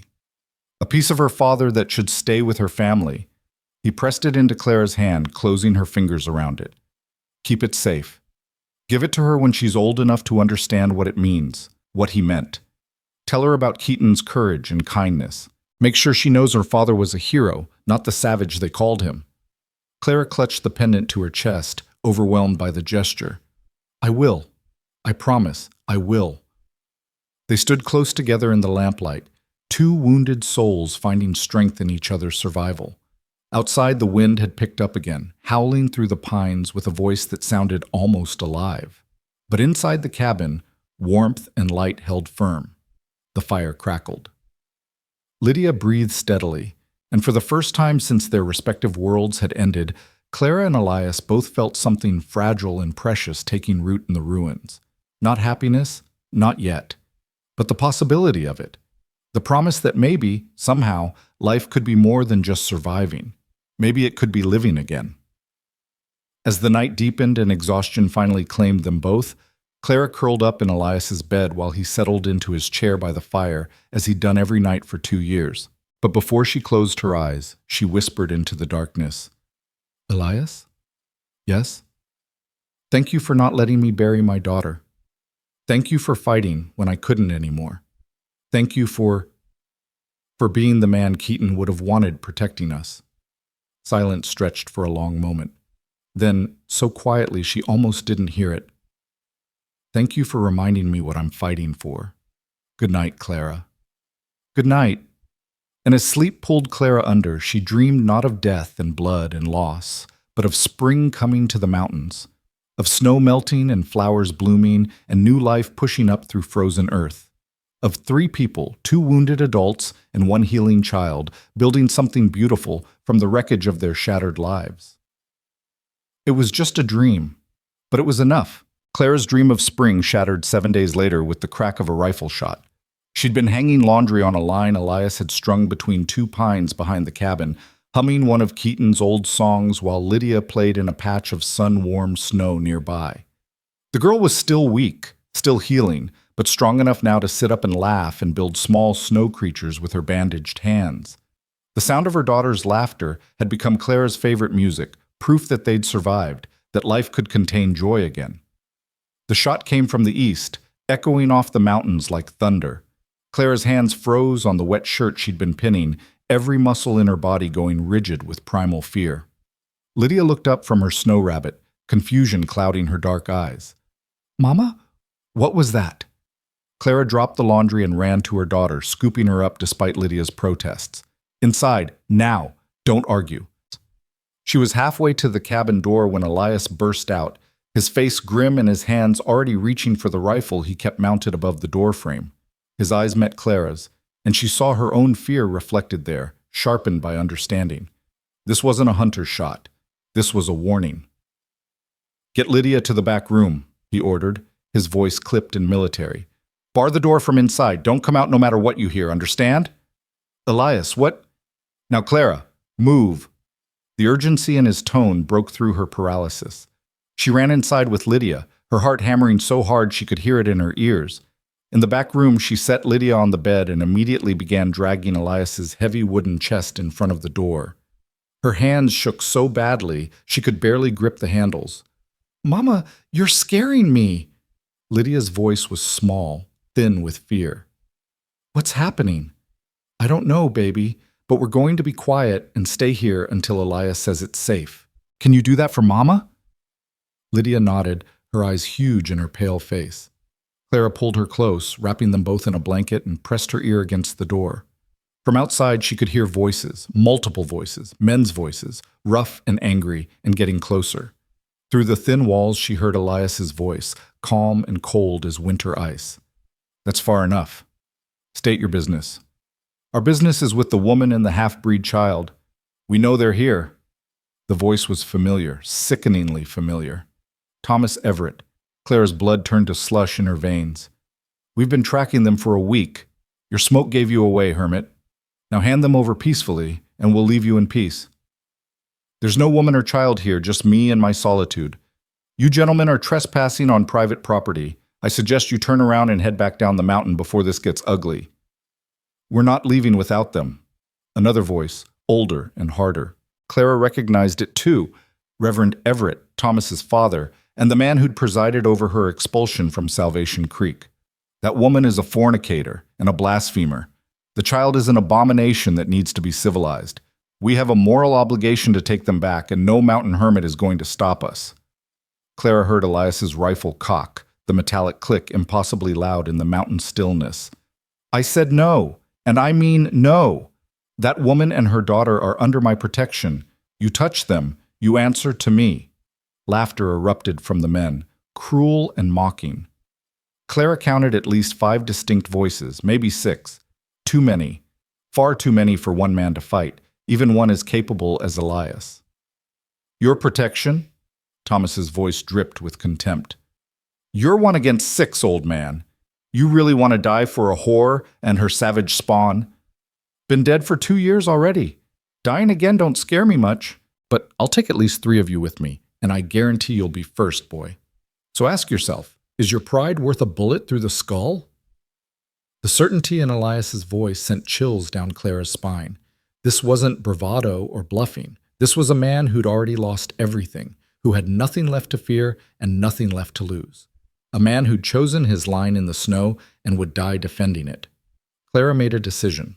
She couldn't let Elias sacrifice himself for them, couldn't let another good man die because of her choices. She started to move the chest away from the door, but Lydia grabbed her arm with surprising strength. No, Mama, he said, stay here. Baby, I can't let him.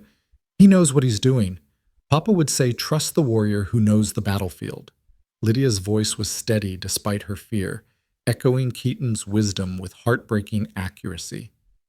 We stay. We trust. Clara hesitated, torn between maternal instinct and the truth in her daughter's words. Before she could decide, the situation outside exploded into violence. Someone, probably Thomas, must have made a move because suddenly Elias's rifle cracked and a man screamed. Not a yell of surprise or anger, but the high, thin scream of someone in mortal agony. Then chaos erupted. More shots, men shouting, the sound of something heavy hitting the ground. Through the door, Clara heard boots pounding across the porch, heard the cabin door slam open, heard furniture crashing. She pressed her hand over Lydia's mouth, holding her daughter close as they huddled in the corner, barely breathing. Male voices filled the main room, loud and aggressive. Where is she? Where's the woman? Find her. Search every room. What about the hermit? Left him bleeding in the snow. He's done. Clara's vision grayed at the edges. Elias. They'd hurt Elias. Maybe killed him. And it was her fault. Her presence that had brought violence to his sanctuary. Her past that had reached out with bloody hands to destroy the fragile peace they'd built. Boots approached the bedroom door. The handle rattled, but the chest held firm. A fist pounded against the wood, making both Clara and Lydia jump. I know you're in there, Clara. Thomas's voice right on the other side of the door. Come out. Make this easy. We're taking the child to the missionary school in Helena, where she belongs. You can come quietly and face your punishment, or we can drag you out. Your choice. Go to hell, Clara spat before she could stop herself. Thomas laughed, but there was no humor in it. Still got that mouth on you, I see. That's all right. We'll teach you proper submission soon enough. Maybe a few nights in the church cellar will remind you of your place. And when we're done with you, when you're properly repentant, Maybe I'll even marry you myself. Make an honest woman out of you, though God knows you don't deserve the mercy." Clara's stomach turned. She'd rather die than submit to Thomas Everett, rather throw herself off a cliff than let him touch her or take Lydia. She looked around desperately for a weapon, anything she could use to defend them. Her eyes landed on Elias's medical kit. Scalpels, surgical tools, sharp and deadly in the right hands.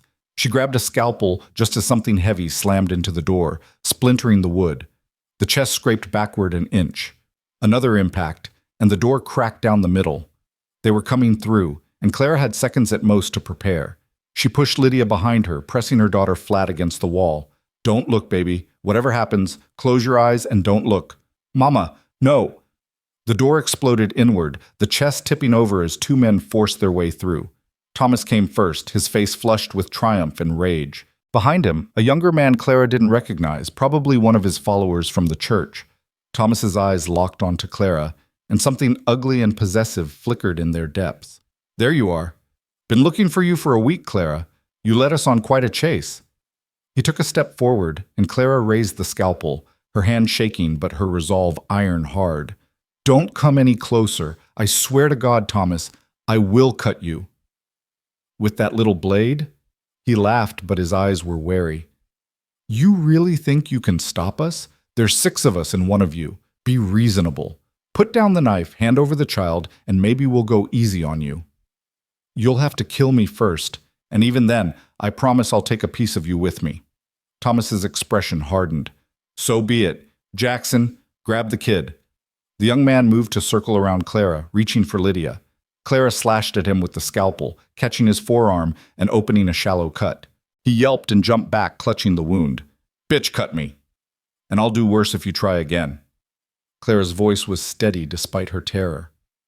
"Lydia is my daughter. You have no right to her, no authority. You're nothing but kidnappers hiding behind religion." "We're doing God's work," Thomas snarled.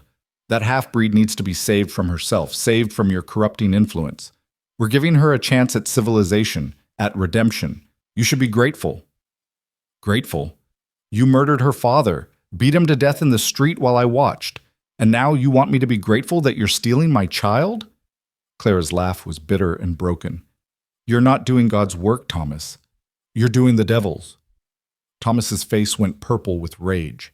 He lunged forward, grabbing for Clara's wrist. She twisted away, slashing again, but he was faster than she expected. His hand closed around her throat, slamming her back against the wall with enough force to drive the air from her lungs.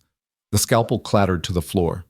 "You self-righteous whore," he hissed, his face inches from hers, his breath hot and rancid. "You think you're better than me? Think you can reject me, humiliate me, run away with a savage and face no consequences? I'm going to enjoy breaking you, Clara. Going to enjoy every moment of teaching you your proper place." Clara clawed at his hands, gasping for air that wouldn't come. Black spots danced at the edges of her vision. Through the roaring in her ears, she heard Lydia screaming, heard Jackson laugh, heard her daughter cry out, "Mama, no!" Then a gunshot split the air, and Thomas's grip went slack. He stumbled backward, his eyes wide with shock, a red stain spreading across his shoulder. Clara collapsed to her knees, coughing and gasping, her vision clearing just enough to see Elias standing in the doorway. His face was a mask of blood, his left arm hanging useless at his side, but his right hand held his pistol steady, and his eyes burned with lethal focus. "I told you," Elias said, his voice deadly calm. "Touch my family, and you answer to me." Thomas looked down at his shoulder, at the blood pumping between his fingers, and let out a sound somewhere between a laugh and a sob. "Your family? These aren't your—" "They're mine now, and you just made the last mistake of your miserable life." Elias's finger tightened on the trigger. "Get out. Take your men and get off my mountain. You've got 30 seconds before I stop aiming for shoulders and start aiming for skulls." "You shot me. You actually shot me." Thomas's voice rose to a shriek. "That's assault. That's attempted murder. We'll have the law on you. We'll—" "The law?" Elias's laugh was harsh and humorless. "You came onto my property, attacked a woman and child under my protection, and you want to talk about law? Go ahead. Bring the sheriff up here. Bring a whole posse. I'll tell them exactly what you did, and we'll see who they believe. A war veteran defending his home, or a pack of religious zealots hunting a widow and her sick child? Jackson had already edged toward the door, his wounded arm clutched to his chest. Thomas, we should go. He's crazy. He'll kill us all. Damn right I will. Elias cocked the hammer for emphasis. 20 seconds. Thomas looked from Elias to Clara to Lydia, his face twisted with impotent rage. For a moment, Clara thought he might charge anyway, might prefer death to defeat, but self-preservation won out. He backed toward the door, pressing his hand to his bleeding shoulder. This isn't over, he spat. We'll be back, with more men, with authority. And when we come, you'll hang for this, Boone. You and the whore both. Looking forward to it. Now get out before I change my mind about letting you live. Thomas fled, Jackson scrambling after him. Through the broken doorway, Clara could hear shouting from outside, the sounds of the other men mounting horses and riding off in panicked disarray. Then silence, broken only by Lydia's soft sobbing and Elias's ragged breathing. Elias swayed, his face going gray beneath the blood. The pistol slipped from his fingers and clattered to the floor. He took one step forward, then his knees buckled. Clara lunged forward, catching him before he hit the ground, though his weight nearly took them both down. Elias, oh God, how bad is it? Where are you hit? Rifle butt to the head, he mumbled, his words slurring. Probably cracked my skull, and my arm, shoulders dislocated, maybe broken, hard to tell through the pain. Clara lowered him as gently as she could, propping him against the wall. Blood matted his hair, streaming down the left side of his face from a vicious gash above his temple. His left arm hung at an unnatural angle, and she could see bone-deep bruises already forming on his ribs where someone had kicked him. He'd taken a brutal beating, and yet he'd still come back, still fought for them. Lydia, bring me the medical kit, the big one from the shelf. Hurry, baby. Lydia scrambled to obey, her small hands shaking as she retrieved the leather bag. Clara opened it with practiced efficiency, pulling out clean cloth for bandages, alcohol for disinfection, needle and thread for the head wound. She'd watched Elias work enough over the past week to have some idea of what needed to be done. This is going to hurt, she warned, as she poured alcohol over the gash on his scalp. Elias hissed through his teeth but didn't pull away. Done worse to myself shaving drunk. Just clean it good. Head wounds bleed like bastards, but they're usually not as bad as they look. Clara worked quickly, her hands steadier than she'd expected. She cleaned the wound, noting with relief that while it was deep, it hadn't fractured the skull beneath. The bleeding was already slowing. She threaded the needle with surgical silk and began stitching, her movements careful but confident. Where did you learn to do that? Elias asked, watching her through half-closed eyes. Watched you work on Lydia. Watched my mother stitch up my father more times than I can count. And Keaton, he taught me a little. Said a healer should know how to put people back together. Her voice caught. I'm sorry. I'm so sorry they hurt you. This is my fault. I brought them here. Stop. Elias's good hand caught her wrist, stilling her work. This isn't your fault. You didn't beat me. You didn't bring violence to my door. They did. Evil men making evil choices. Don't you dare take that burden on yourself. But if you hadn't come, I'd still be half dead and waiting for the rest. You gave me something to fight for, Clara. Something to live for. That's worth a cracked skull and a dislocated shoulder any day.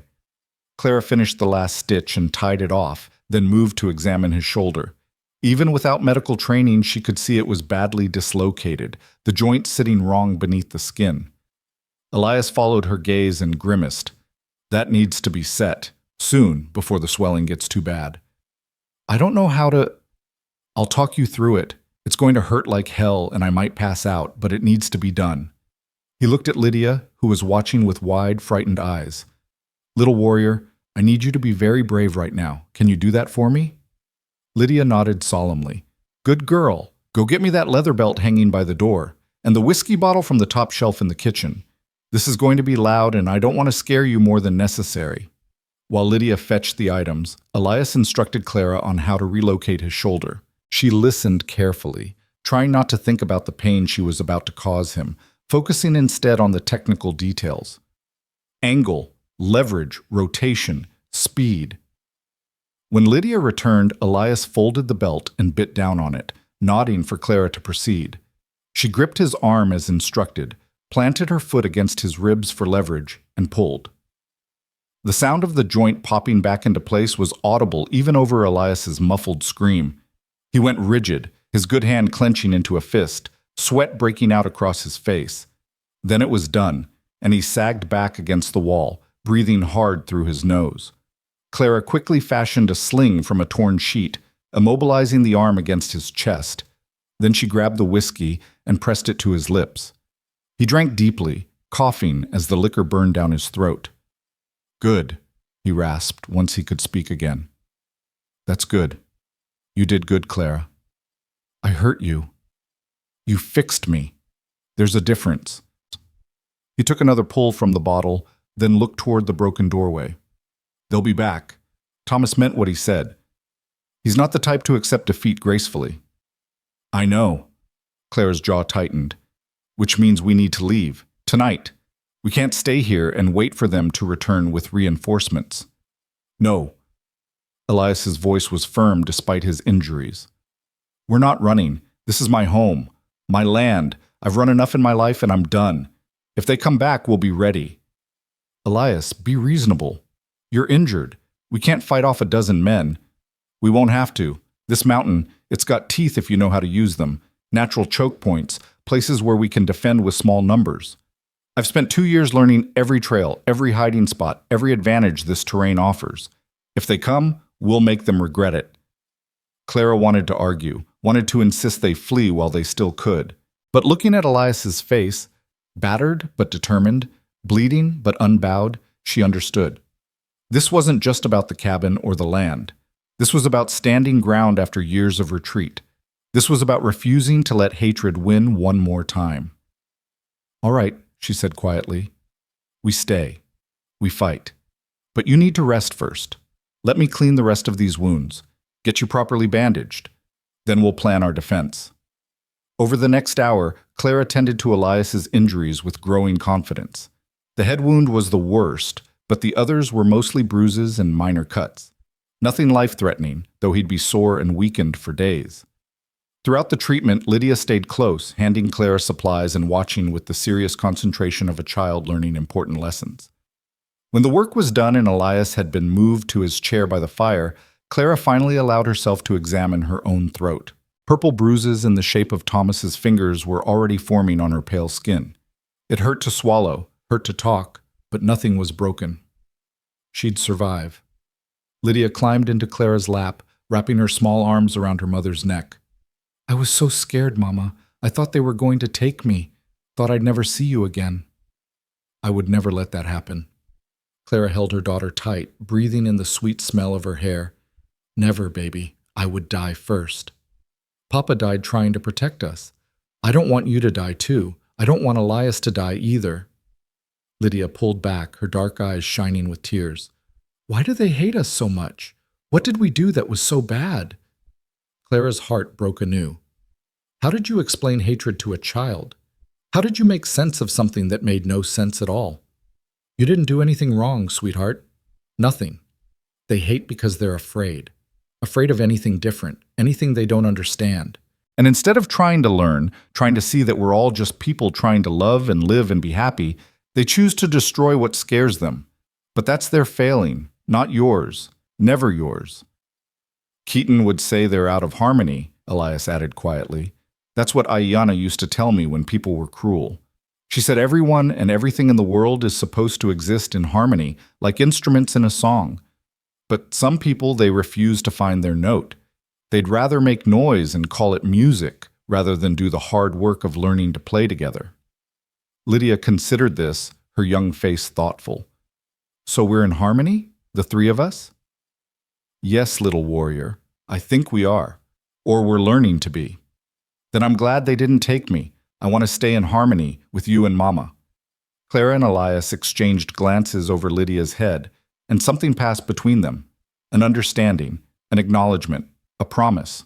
They'd become a family without meaning to. Three broken people who'd found each other in the wilderness and discovered they fit together. Not perfectly, not without rough edges and old wounds, but fit nonetheless. As night fell over the mountain, Clara barricaded the broken door as best she could while Elias directed her from his chair. They moved furniture, stacked firewood, created obstacles that would slow any future attack. Elias explained his defensive strategy, how the cabin's position on high ground gave them advantage, how the narrow approach meant attackers could only come at them a few at a time, how the surrounding forest provided cover and escape routes if needed.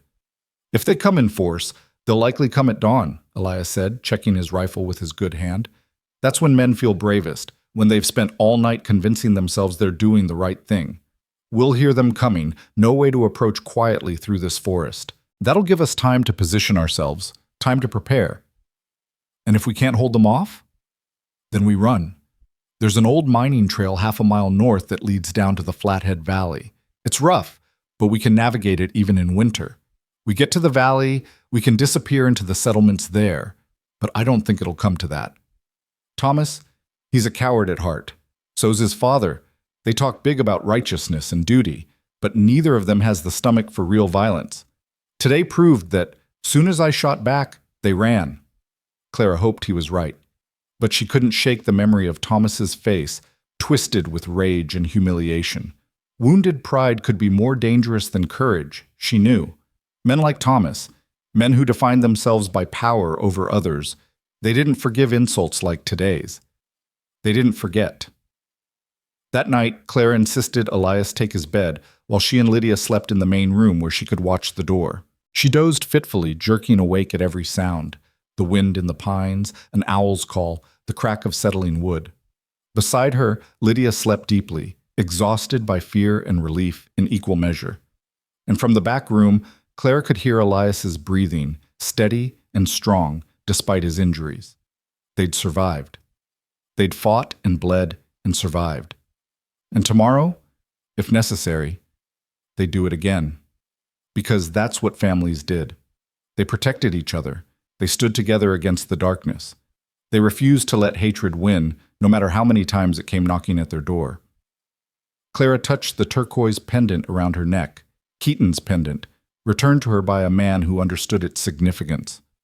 She thought of her husband, wondered if his spirit could see what had happened, if he approved of the strange new family she'd found in these mountains. She hoped he did. Hoped he understood that loving Elias wasn't betraying Keaton's memory, but honoring it, carrying forward the values he'd died defending. As dawn approached and the first gray light began to seep through the windows, Clara heard Elias stirring. She rose quietly and checked on him, finding him awake and alert despite the pain that creased his face. "How do you feel?" she asked softly. "Like I got trampled by a buffalo. But I'll live." He attempted a smile. "Thanks to you." "We're even then. You saved Lydia. I saved you. That's how this works now." "I suppose it is." His pale eyes held hers, and Clara saw warmth there, affection, something deeper than simple gratitude. "Clara, when this is over, when we've dealt with Thomas and his mob, I want you to know you're welcome here, both of you, for as long as you want to stay.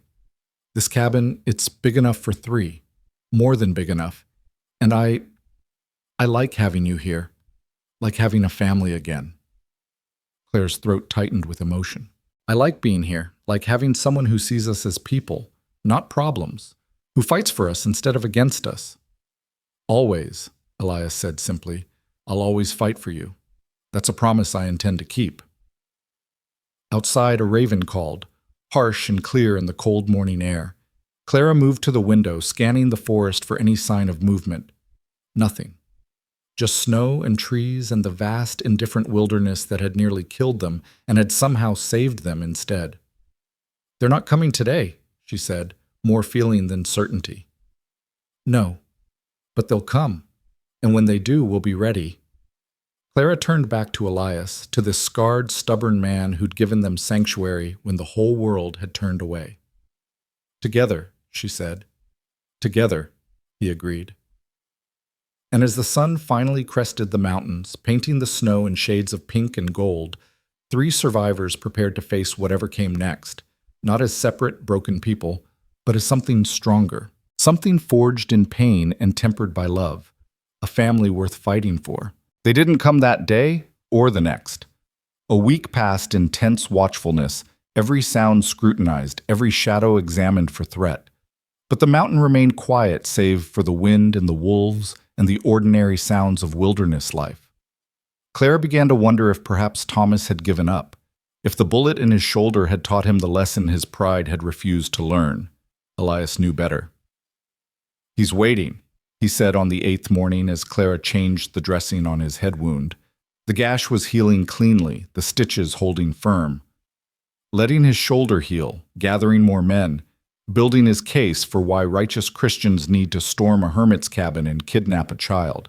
He'll make it sound noble, make himself the hero. That's how men like him operate. So what do? Just wait? We prepare, and we live. Because waiting for death is its own kind of dying, and I'm done with that. So they lived. Clara learned the rhythms of mountain existence under Elias's patient instruction. How to read the weather and the behavior of animals and the taste of the wind. How to preserve meat in the smokehouse, render fat for candles and soap, process hides for clothing and blankets. How to identify edible plants even under snow. How to set snares for rabbits and ptarmigan. How to split wood efficiently and stack it to dry properly. The work was hard, endless, but Clara found satisfaction in it. Every skill learned was another step towards self-sufficiency, another guarantee that she could keep Lydia safe no matter what came. Elias taught her medicine too, fulfilling his promise to pass on Ayana's knowledge. They spent long evenings by the fire while he explained the properties of different plants, showed her how to prepare tinctures and poultices, described symptoms and treatments for everything from snakebite to pneumonia. Clara absorbed it all hungrily, her mind sharp and her motivation fierce. This knowledge could mean the difference between life and death for Lydia, could honor both Keaton and Ayana by keeping their traditions alive. Lydia healed with the remarkable resilience of children. Within 2 weeks, she was walking around the cabin, helping with simple chores, laughing at Elias's gruff jokes. The frostbite damage had scarred her. 3 fingers on her left hand and 2 toes on her right foot were shortened, the tips black and dead tissue that Elias had carefully debrided. But she adapted quickly, learning to grip and balance with her changed body, never complaining about the pain. She called Elias Uncle now, the title emerging naturally one morning and sticking. He'd flushed with emotion the first time she said it, turning away to hide tears he thought no one should see. They rebuilt the broken door together, all 3 of them working in companionable silence. Elias directed while Clara and Lydia measured and cut and sanded, and when they finally hung the new door on its hinges, it felt like more than simple carpentry. It felt like a declaration. This place was theirs now, their home, and they would defend it. The attack came on the 23rd day after Thomas's first attempt, in the gray hour before dawn when the world hangs suspended between night and day. Clara woke to Elias's hand on her shoulder, his finger pressed to his lips in the universal gesture for silence. She nodded, understanding, and quietly roused Lydia, wrapping the girl in a blanket and moving her to the back room as they'd practiced. Lydia went without protest, old enough now to understand that survival sometimes meant sitting still in the dark and trusting the adults to handle danger. "How many?" Clara whispered when she returned to the main room where Elias crouched by the window, his rifle ready. 8 that I've counted. Maybe more waiting back in the trees. They're trying to surround the cabin, cut off escape routes. Amateur strategy. They're making too much noise, breaking too many branches. City men playing at frontier justice." Clara took up position at the other window with Elias's spare rifle, a weapon she'd learned to handle over the past weeks. Her hands were steady, her breathing controlled. Fear was there, cold and sharp in her belly, but so was resolve. She would not be taken. Lydia would not be stolen. And Elias would not die defending them if she could prevent it. The first man emerged from the trees as the sun broke over the eastern peaks, his face shadowed by a wide-brimmed hat, but his intent unmistakable. He carried a rifle and moved with the exaggerated caution of someone who'd never actually been in combat. Behind him came others, 6, 7, 8 men spreading out in a rough semicircle around the cabin. Clara recognized Thomas immediately, despite the bandage still visible on his shoulder. Reverend Everett was there too, his face set in lines of grim righteousness. The others were strangers, probably men Thomas had recruited from surrounding settlements with promises of moral superiority and adventure. "Clara Jennings!" Thomas's voice rang out across the snow.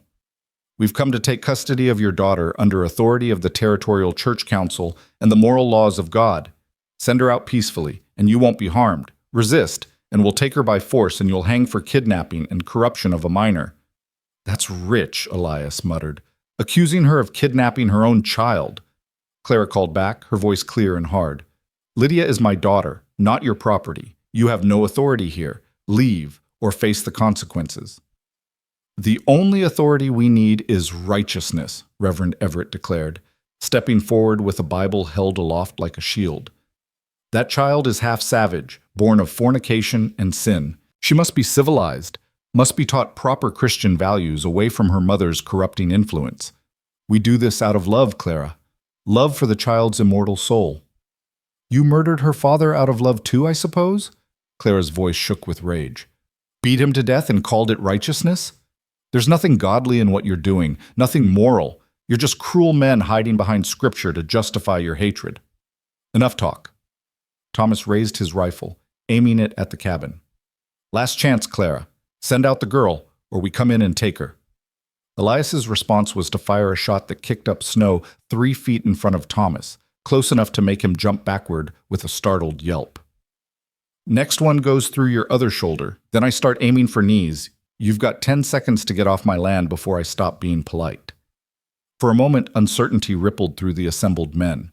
They'd expected a frightened woman and an injured hermit, not organized resistance. But Thomas rallied quickly, his pride wounded more deeply than his shoulder. "Take the cabin! In the name of God and decency, take the cabin!" The men surged forward, and chaos erupted. Elias fired again, the bullet catching one attacker in the thigh and sending him sprawling. Clara aimed carefully and squeezed her trigger, the recoil slamming into her shoulder as the rifle cracked. Her shot went wide, but it was close enough to make 2 men dive for cover behind trees. Elias fired twice more in rapid succession, his aim deadly despite his still healing shoulder. Another man went down screaming, clutching his shattered knee. The attackers scattered, seeking cover, returning fire wildly. Bullets punched through the cabin walls, sending splinters flying. One shattered the window Clara was shooting from, forcing her to duck as glass rained down. But Elias had prepared for this. The cabin was built from thick logs that stopped most rifle rounds, and they'd positioned heavy furniture as additional barriers. "They're trying to flank around the barn," Elias observed, his voice calm despite the violence. "I'll take the left window. You stay here and keep them pinned in front. Don't waste ammunition. Only shoot when you have a clear target." Clara nodded, her heart hammering but her hands steady. She'd never imagined herself capable of this, shooting at human beings, fighting a small war from the cabin windows. But maternal instinct was stronger than civilized restraint. These men had come to steal her daughter, and she would kill every last one if necessary. The fight settled into an ugly stalemate. The attackers had numbers but no military experience and no stomach for sustained casualties. They'd expected easy victory, not coordinated defense. Every time they tried to advance, rifle fire from the cabin drove them back. But Elias and Clara couldn't hold out forever. Ammunition was limited, exhaustion would eventually set in, and all Thomas needed was patience. An hour passed. Then 2. The sun climbed higher, warming the snow and turning the battlefield into a mix of white drifts and churned mud. 3 of the attackers were wounded badly enough that they'd been pulled back behind the tree line. The others had gone quiet, and Clara couldn't tell if that meant they were regrouping or giving up. "Something's wrong," Elias said quietly. "They're too quiet. Thomas isn't smart enough to wait us out, and his father's too self-righteous to retreat. They're planning something." He was right. 10 minutes later, smoke began to rise from the barn. They'd set it on fire, hoping either to burn the cabin too or to force its defenders out into the open. Clara's heart sank as she watched flames catch and spread, consuming the structure that housed Elias's horse and winter supplies. But Elias just nodded grimly. "Let it burn. The cabin's far enough away, and there's snow everywhere. Fire won't spread. But they've just destroyed their own credibility, burning a man's livelihood over a custody dispute? That's going to be hard to justify to any lawman." As if summoned by Elias's words, a new voice cut through the morning air. "This is Sheriff William Garrett of Flathead County. Everyone drop your weapons and step away from the cabin. Now!" Clara's head snapped toward the source of the voice. Emerging from the northern trail came a group of horsemen, 5 men with badges gleaming on their chests, led by a grizzled lawman with a face like weathered granite. Relief flooded through Clara so intensely she felt dizzy. Thomas and his men hesitated, caught between retreat and defiance. Reverend Everett stepped forward, his voice booming with false authority. "Sheriff Garrett, thank God you're here. This hermit and his accomplice have kidnapped a child and—" "Save it, Reverend." The sheriff's voice was flat and unimpressed. "I've been tracking you boys for 2 days, ever since word reached town that a church mob was heading into the mountains to take a woman and child by force. That's vigilante justice, and I don't tolerate it in my county. Now drop your weapons, or I start arresting people for assault, arson, and attempted kidnapping." "But the child is a half-breed. She needs to be with her mother, who has every legal right to raise her as she sees fit. There's no law against interracial marriage in Montana territory, no law against having mixed children, and sure as hell no law allowing church councils to steal kids from their parents." The sheriff fixed Reverend Everett with a hard stare. "You've committed multiple crimes here today, Reverend. Only reason I'm not arresting all of you is because some of your boys are bleeding pretty bad and need medical attention. So here's what's going to happen. You're going to gather your wounded, mount up, and ride back to Salvation Creek. And you're going to stay there, because if I see any of you in these mountains again, I will throw you in jail and lose the key. Are we clear?" Thomas started to protest, but his father grabbed his arm, finally recognizing defeat. "We're clear, Sheriff. We were misguided in our methods. Heat of righteousness, you understand? We meant no real harm. Tell that to the men who got shot. Tell that to Mr. Boone's barn, which you burned in broad daylight." The sheriff spat in the snow. "Get out of my sight before I change my mind about those arrests." The men retreated, gathering their wounded and stumbling back toward their horses. Thomas threw one last venomous look at the cabin, his face twisted with impotent rage, but he went. Within minutes, they were gone, disappeared into the forest like a bad dream fading in daylight. Sheriff Garrett dismounted and approached the cabin slowly, his hands visible and empty. "Mr. Boone? Mrs. Jennings? You can stand down. Threat's over." Elias opened the door cautiously, rifle still in hand but lowered. Clara stood behind him, suddenly aware of how she must look, wild-haired and wild-eyed, dressed in men's clothes with gun oil on her hands and determination carved into every line of her face. "Sheriff," Elias said evenly, "good timing. Few more hours and this would have gotten uglier." "I can see that." Garrett surveyed the damage. Bullet holes, shattered windows, the burning barn. "Hell of a stand you made. How many wounded?" "3 of theirs seriously, 2 more with minor injuries. None on our side, though my barn's a loss." Elias's jaw tightened. "They came to take the woman's daughter, claimed religious authority. I suggested they reconsider. With bullets, from the looks of things." But there was no condemnation in the sheriff's voice, only weary understanding. "Can't say I blame you. Man's got a right to defend his home and his family from unlawful assault. Just make sure next time you let the law handle it before shots get fired." "There won't be a next time," Clara said firmly. "Thomas Everett has tried twice now to take my daughter. Twice he's failed. Word will spread about what happened here today. Other men with similar ideas will think twice before coming for us." Garrett nodded slowly. "You might be right about that, ma'am. Still, you should know. Technically, what happened here today was a firefight between civilians. I'm inclined to rule it self-defense, but there'll be questions. Reports to file. Maybe an inquiry if Reverend Everett pushes it, though I doubt he will. Man's smart enough to know an inquiry would expose his own crimes." "What do we need to do?" Elias asked. "Come into town in a few days when things settle. Give statements. I'll need to document the scene, take down what happened from your perspective. But unofficially—" The sheriff lowered his voice. "Between you and me, you did the right thing. I've known Thomas Everett since he was a boy, and he's always been a self-righteous prick who thinks God gave him authority over everyone else. About time someone taught him different. Just don't spread it around that I said so." Clara felt something loosen in her chest, tension she'd been carrying for so long she'd forgotten it was there. "Thank you, Sheriff, for coming, for stopping them, for treating us like people instead of problems." "Just doing my job, ma'am. Law's supposed to protect everyone, not just the folks who look and think like the majority." He tipped his hat. "I'll send someone up in a few days to take those statements and check on you. Meanwhile, you need anything, supplies, help rebuilding that barn, you let me know. County owes you at least that much for the trouble those zealots caused. After the sheriff and his deputies left, Clara and Elias stood in the churned snow surveying the damage. The barn was a total loss, still burning, though the flames were dying now. The cabin was peppered with bullet holes, windows shattered, the door frame splintered where someone had tried to force entry. But they'd held. They'd survived, and this time they'd done more than survive. They'd won. Lydia emerged from the back room, her dark eyes huge but calm. She'd heard everything, understood everything, and now she walked straight to Elias and wrapped her small arms around his waist. "You kept us safe, Uncle, just like you promised." Elias's good arm came around her, holding her close. Over her head, his eyes met Clara's, and something passed between them. Exhaustion and relief and affection and gratitude all tangled together.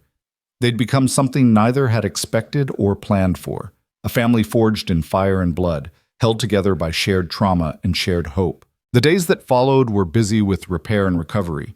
They salvaged what they could from the barn, buried the horse that had died in the fire, and began planning a new structure for spring. Neighbors Clara didn't know existed began appearing, trappers and prospectors and other mountain folk who'd heard about the siege and wanted to help. They brought lumber, nails, food, stories of their own encounters with self-righteous townsfolk who thought isolation meant lawlessness. A community emerged from the wilderness, rough and unpolished, but genuine in its support. True to his word, Sheriff Garrett returned a week later to take statements. He documented everything methodically, asked pointed questions about Thomas's previous violence against Keaton, and left with promises that the Everetts would face consequences for their actions. Clara didn't believe charges would stick. Men like Reverend Everett were too well connected, too respected in certain circles. But the public humiliation of retreat would wound their pride, and that was victory enough. Winter deepened into its coldest months, but the cabin remained warm and bright. Clara taught Lydia to read and write, using Elias's small library of medical texts and adventure novels. Elias taught them both about surgery and anatomy, turning their evening lessons into dark entertainment as he described battlefield amputations and creative solutions to gruesome injuries. They laughed together, cooked together, survived together, and slowly, the wounds, physical and emotional, began to heal. One night in late February, after Lydia had fallen asleep, Clara found Elias standing at the window, staring out at the snow-covered landscape. She joined him silently, following his gaze to where moonlight painted the world in silver and shadow. "What are you thinking about?" she asked softly. "About how strange life is. 2 months ago, I was waiting to die, had convinced myself I was done, that there was nothing left worth living for. Then you showed up, half frozen and desperate, and suddenly I had purpose again, had people who needed me. And now—" He trailed off, shaking his head. Now I'm happy. Actually happy, for the first time since Ayanna died. And I'm terrified that I'll lose it again, that something will come along and destroy this fragile peace we've built." Clara took his hand, his scarred, capable hand that had saved her daughter and defended their home. "Nothing's permanent. We both know that. The world's cruel and random and unfair, but that doesn't mean we shouldn't grab happiness when we find it. Doesn't mean we shouldn't build something beautiful even knowing it might not last forever. Is that what we're building? Something beautiful?" "I think so. A family, a home, a life worth protecting." She hesitated, then added, "Keaton used to say that love isn't about forever. It's about now, about choosing each other today, in this moment, without guarantees about tomorrow. I loved him with everything I had, and losing him nearly destroyed me. But if I'd known how it would end, I still would have chosen him, still would have loved him, because those 8 months with him were worth the lifetime of grief that followed." Elias was quiet for a long moment, processing her words. Then he turned to face her fully, his pale eyes catching the lamplight. "I'm not Keaton. Can't replace him. Wouldn't try. I'm not asking you to. I'm not asking you to be anything except who you are. A scarred, stubborn, impossibly kind man who saved my daughter and gave us sanctuary when we had nowhere else to go. That's enough. More than enough. And if I said I wanted more, that I've been thinking about us, about what we could be if we stopped being so afraid of losing again, Clara's heart hammered against her ribs. She'd been feeling the same pull, the same tentative hope, but hadn't dared voice it. I'd say I've been thinking about it too. About how you look at Lydia like she's precious instead of problematic. How you teach us without condescension. How you make this cabin feel like home instead of just shelter. I'd say that somewhere between fighting off zealots and learning plant medicine, I started falling in love with you. Elias's breath caught. Clara, I'm not asking for promises or forever. I'm just asking for now, for today, for this moment where we're both alive and together and happy despite everything the world threw at us. She reached up, touching his face gently, tracing the scar above his eyebrow. Can that be enough? Instead of answering with words, Elias leaned down and kissed her. It was gentle and tentative, the kiss of two wounded people learning to trust again, learning that it was possible to love after loss. Clara melted into it, her hands coming up to tangle in his hair, and for a long, perfect moment, the world contracted to just the two of them. When they finally pulled apart, both breathless, Elias rested his forehead against hers. It's enough, he whispered. God help me, it's more than enough. You're more than enough. They stood like that for a while, wrapped in each other and the quiet peace of the mountain night. From the bedroom they could hear Lydia's soft breathing, innocent and trusting. Outside, snow began to fall again, covering the churned earth in bullet scars, making the world clean and new. Spring came late to the mountains that year, but when it finally arrived, it brought transformation. The snow receded slowly, revealing tender shoots of green pushing through frozen earth. Ice melted from the streams, turning them into rushing torrents, full of promise and power. And in the clearing around Elias's cabin, a new barn began to rise, built by 3 pairs of hands working in harmony. Lydia had grown stronger, taller, more confident. Her shortened fingers barely slowed her down, and she'd learned to navigate the world with her changed body like she'd been born to it. She helped Elias in his garden, planting seeds and learning the names of herbs. She helped Clara with cooking and cleaning, her small voice filling the cabin with songs in both English and Comanche. And she called them both by names that felt right, Mama and Uncle, though everyone who saw them together knew they were becoming something more. Word had spread throughout the region about the siege at Boone's cabin. The story grew in the telling. Sometimes Elias had held off 20 men single-handedly. Sometimes Clara had shot 3 attackers herself. Sometimes Lydia had fought alongside them with a tiny pistol. The truth was less dramatic, but more meaningful. They'd stood their ground. They'd protected their family, and they'd won. Thomas and Reverend Everett never came back. Clara heard through passing travelers that Thomas had left Montana entirely, gone east to lick his wounds and rebuild his reputation. His father remained in Salvation Creek, but diminished, his moral authority shattered by the failed assault. The church council had quietly dissolved, its members embarrassed by the violence they'd sanctioned. Clara felt no satisfaction in their downfall, only relief. The past was finally truly past. On the first truly warm day of May, Elias did something unexpected. He carved words into the old pine tree that stood sentinel beside their door, working carefully with his good hand while Clara and Lydia watched. When he finished and stepped back, Clara read the inscription and felt tears prick her eyes. She's still breathing, and so am I. Simple words, but they contained multitudes. They were Elias's first words about Lydia, his acknowledgement that she'd survived against impossible odds. But they were also a declaration for himself, that he was alive, truly alive, not just existing, but living with purpose and joy and love. That grief hadn't won. That death hadn't claimed him despite his willingness to surrender. It's perfect, Clara whispered. It's true. Elias wrapped his arm around her shoulders, pulling her close. We're all still breathing, still fighting, still here. Lydia reached up and took both their hands, creating a small circle of connection. Uncle, are we going to stay here forever? In this cabin? On this mountain? Elias knelt so he was eye level with her. Would you want to? Or would you rather go somewhere else, see new places, have adventures? Lydia considered this with the seriousness of childhood. I like it here. It's quiet and safe, and the trees talk to me like Papa said they would. But maybe someday we could visit other places. See what's beyond the mountains? Someday, yes. When you're ready. When we're all ready. Elias glanced at Clara. There's a whole world out there, and not all of it's cruel. There are good people, kind people, places where mixed families can live without fear. Maybe someday we'll find one of those places, but for now we're home, Clara finished, and home is enough. They went inside together, leaving the door open to let in the spring air and the sound of birdsong. Clara started dinner while Elias tended his healing garden, and Lydia played with the kitten one of the neighbors had brought as a gift. Ordinary sounds, ordinary moments, the kind of peace that people take for granted until it's ripped away, the kind of happiness that only survivors truly appreciate. As evening fell and they gathered around the table to eat, Clara looked at the faces of her chosen family. Elias with his scarred hands and gentle eyes, Lydia with her father's smile and her mother's determination, and felt something settle deep in her chest.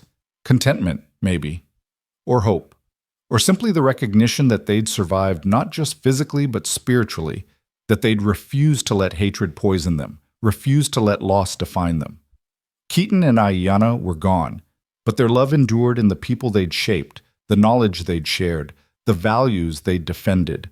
And Sam, though Clara had never met him, lived on in every child Elias treated with tenderness, every small hand he guided with patience. The dead were not forgotten, but neither were they anchors dragging the living into darkness. They were lights, guiding stars, reminders of what was worth fighting for. That night, after Lydia had been tucked into bed with a kiss and a story, Clara and Elias sat by the fire as they did every evening. But tonight felt different, charged with possibility and promise. Elias reached into his pocket and withdrew something small, a wooden carving, smooth and beautifully crafted. A bird in flight, its wings spread wide, every feather detailed with painstaking care. "I made this," he said, pressing it into Clara's hand. "For you. It's not much, but I wanted you to have something that represents what you are, what you've become. A survivor who didn't just endure but learned to fly again." Clara cradled the carving, overwhelmed by the artistry and the sentiment. "It's beautiful. When did you have time to make this?" "Late at night, when my shoulder ached too much to sleep, gave me something to do with my hands, something to create instead of just surviving." He covered her hand with his. "Clara, I know we said we'd take things slow. Just focus on today. But I need to say this. I love you. I love Lydia. I love the family we've become. And if you'll have me, not as a replacement for Keaton, but as myself, I'd like to make this permanent. Make us permanent." Clara's throat closed with emotion. "Are you proposing?" "In my clumsy way, yes. I know it's fast. I know we've only been together a few months. But I've already died once, Clara. Spent 2 years being dead while my heart kept beating, and you brought me back to life. So I don't want to waste time being cautious or sensible. I want to grab this happiness with both hands and hold on tight." Clara set the carving down carefully, then took both of Elias's hands in hers. "Yes," she said simply. "Yes to all of it. Yes to being a family officially. Yes to building a life together. Yes to love and hope and fighting for happiness, even when the world says we shouldn't have it." They sealed the promise with a kiss that tasted of tears and joy in equal measure. And from the bedroom, though neither adult heard it, Lydia smiled in her sleep, safe and warm and loved. The wedding happened a month later, performed by a traveling preacher who cared more about love than propriety. Sheriff Garrett stood as witness, along with a handful of mountain neighbors who'd become friends. There was no fancy dress, no elaborate ceremony. Just 2 scarred survivors promising to face life together, to protect each other and the child they both loved, to honor the dead by living fully. Clara wore wildflowers in her hair and Keaton's turquoise pendant around her neck. Elias wore his only good shirt and a smile that transformed his weathered face into something almost youthful. And Lydia stood between them, holding both their hands, her presence a bridge between past and future, grief and joy, loss and love. As they spoke their vows under the vast Montana sky, Clara thought of Keaton watching from the spirit world. She hoped he approved, hoped he understood that loving Elias didn't diminish what they'd had. Love wasn't finite, wasn't a resource that depleted when shared. It multiplied, it transformed, it endured. The years that followed were not without challenges. Money was often tight, winters were harsh, and prejudice didn't disappear just because they'd won one battle. But they faced everything together: drought and illness, difficult seasons and narrow escapes, moments of despair and moments of transcendent joy. They raised Lydia with stories of both her fathers, taught her the medicine of two cultures, gave her roots deep enough to weather any storm. Other children joined them, two more, both adopted from situations similar to Clara's own. A half Lakota boy whose mother had died in childbirth and whose white family wanted nothing to do with him. A full-blooded Apache girl rescued from a boarding school that was slowly killing her spirit. The cabin expanded to accommodate them, rooms added on as needed, and what had been a hermit's lonely refuge became a bustling home full of laughter and life. Elias trained all the children in medicine, passing on everything Ayanna had taught him and everything he'd learned in his years of practice. Clara taught them reading and writing, history and languages, both English and the tongues of their various peoples. And together, they created something rare and precious, a family that transcended blood and race and the narrow definitions society tried to impose. On the 10th anniversary of the day, Clara had stumbled into Elias's clearing half dead and desperate. They gathered around the carved pine tree to read the inscription together. The words were weathered, but still legible, still true. She's still breathing, and so am I. Lydia, now a young woman of 12, traced the letters with gentle fingers. Do you remember that day, Mama? When you carried me through the blizzard? Every detail, every desperate step, every prayer I whispered that you'd survive. I remember parts of it, Lydia said softly. The cold, the sound of your heartbeat, the man with kind eyes who told me to breathe. She smiled at Elias. You saved my life, Uncle. Both of you did. You saved ours too, Elias said gruffly. Gave us a reason to keep fighting when we'd both given up. That's what family does. We save each other. They stood together in the mountain sunshine, this patchwork family built from broken pieces, and Clara felt a contentment so profound it bordered on peace. The world was still cruel, still unjust, still full of people like Thomas Everett who would harm others to maintain their own sense of superiority. But there were also people like Sheriff Garrett, like the mountain neighbors who'd helped rebuild the barn, like every stranger who'd shown kindness when they could have shown contempt. That night, after the children were asleep and the cabin was quiet, Clara and Elias sat on the porch watching stars emerge in the darkening sky.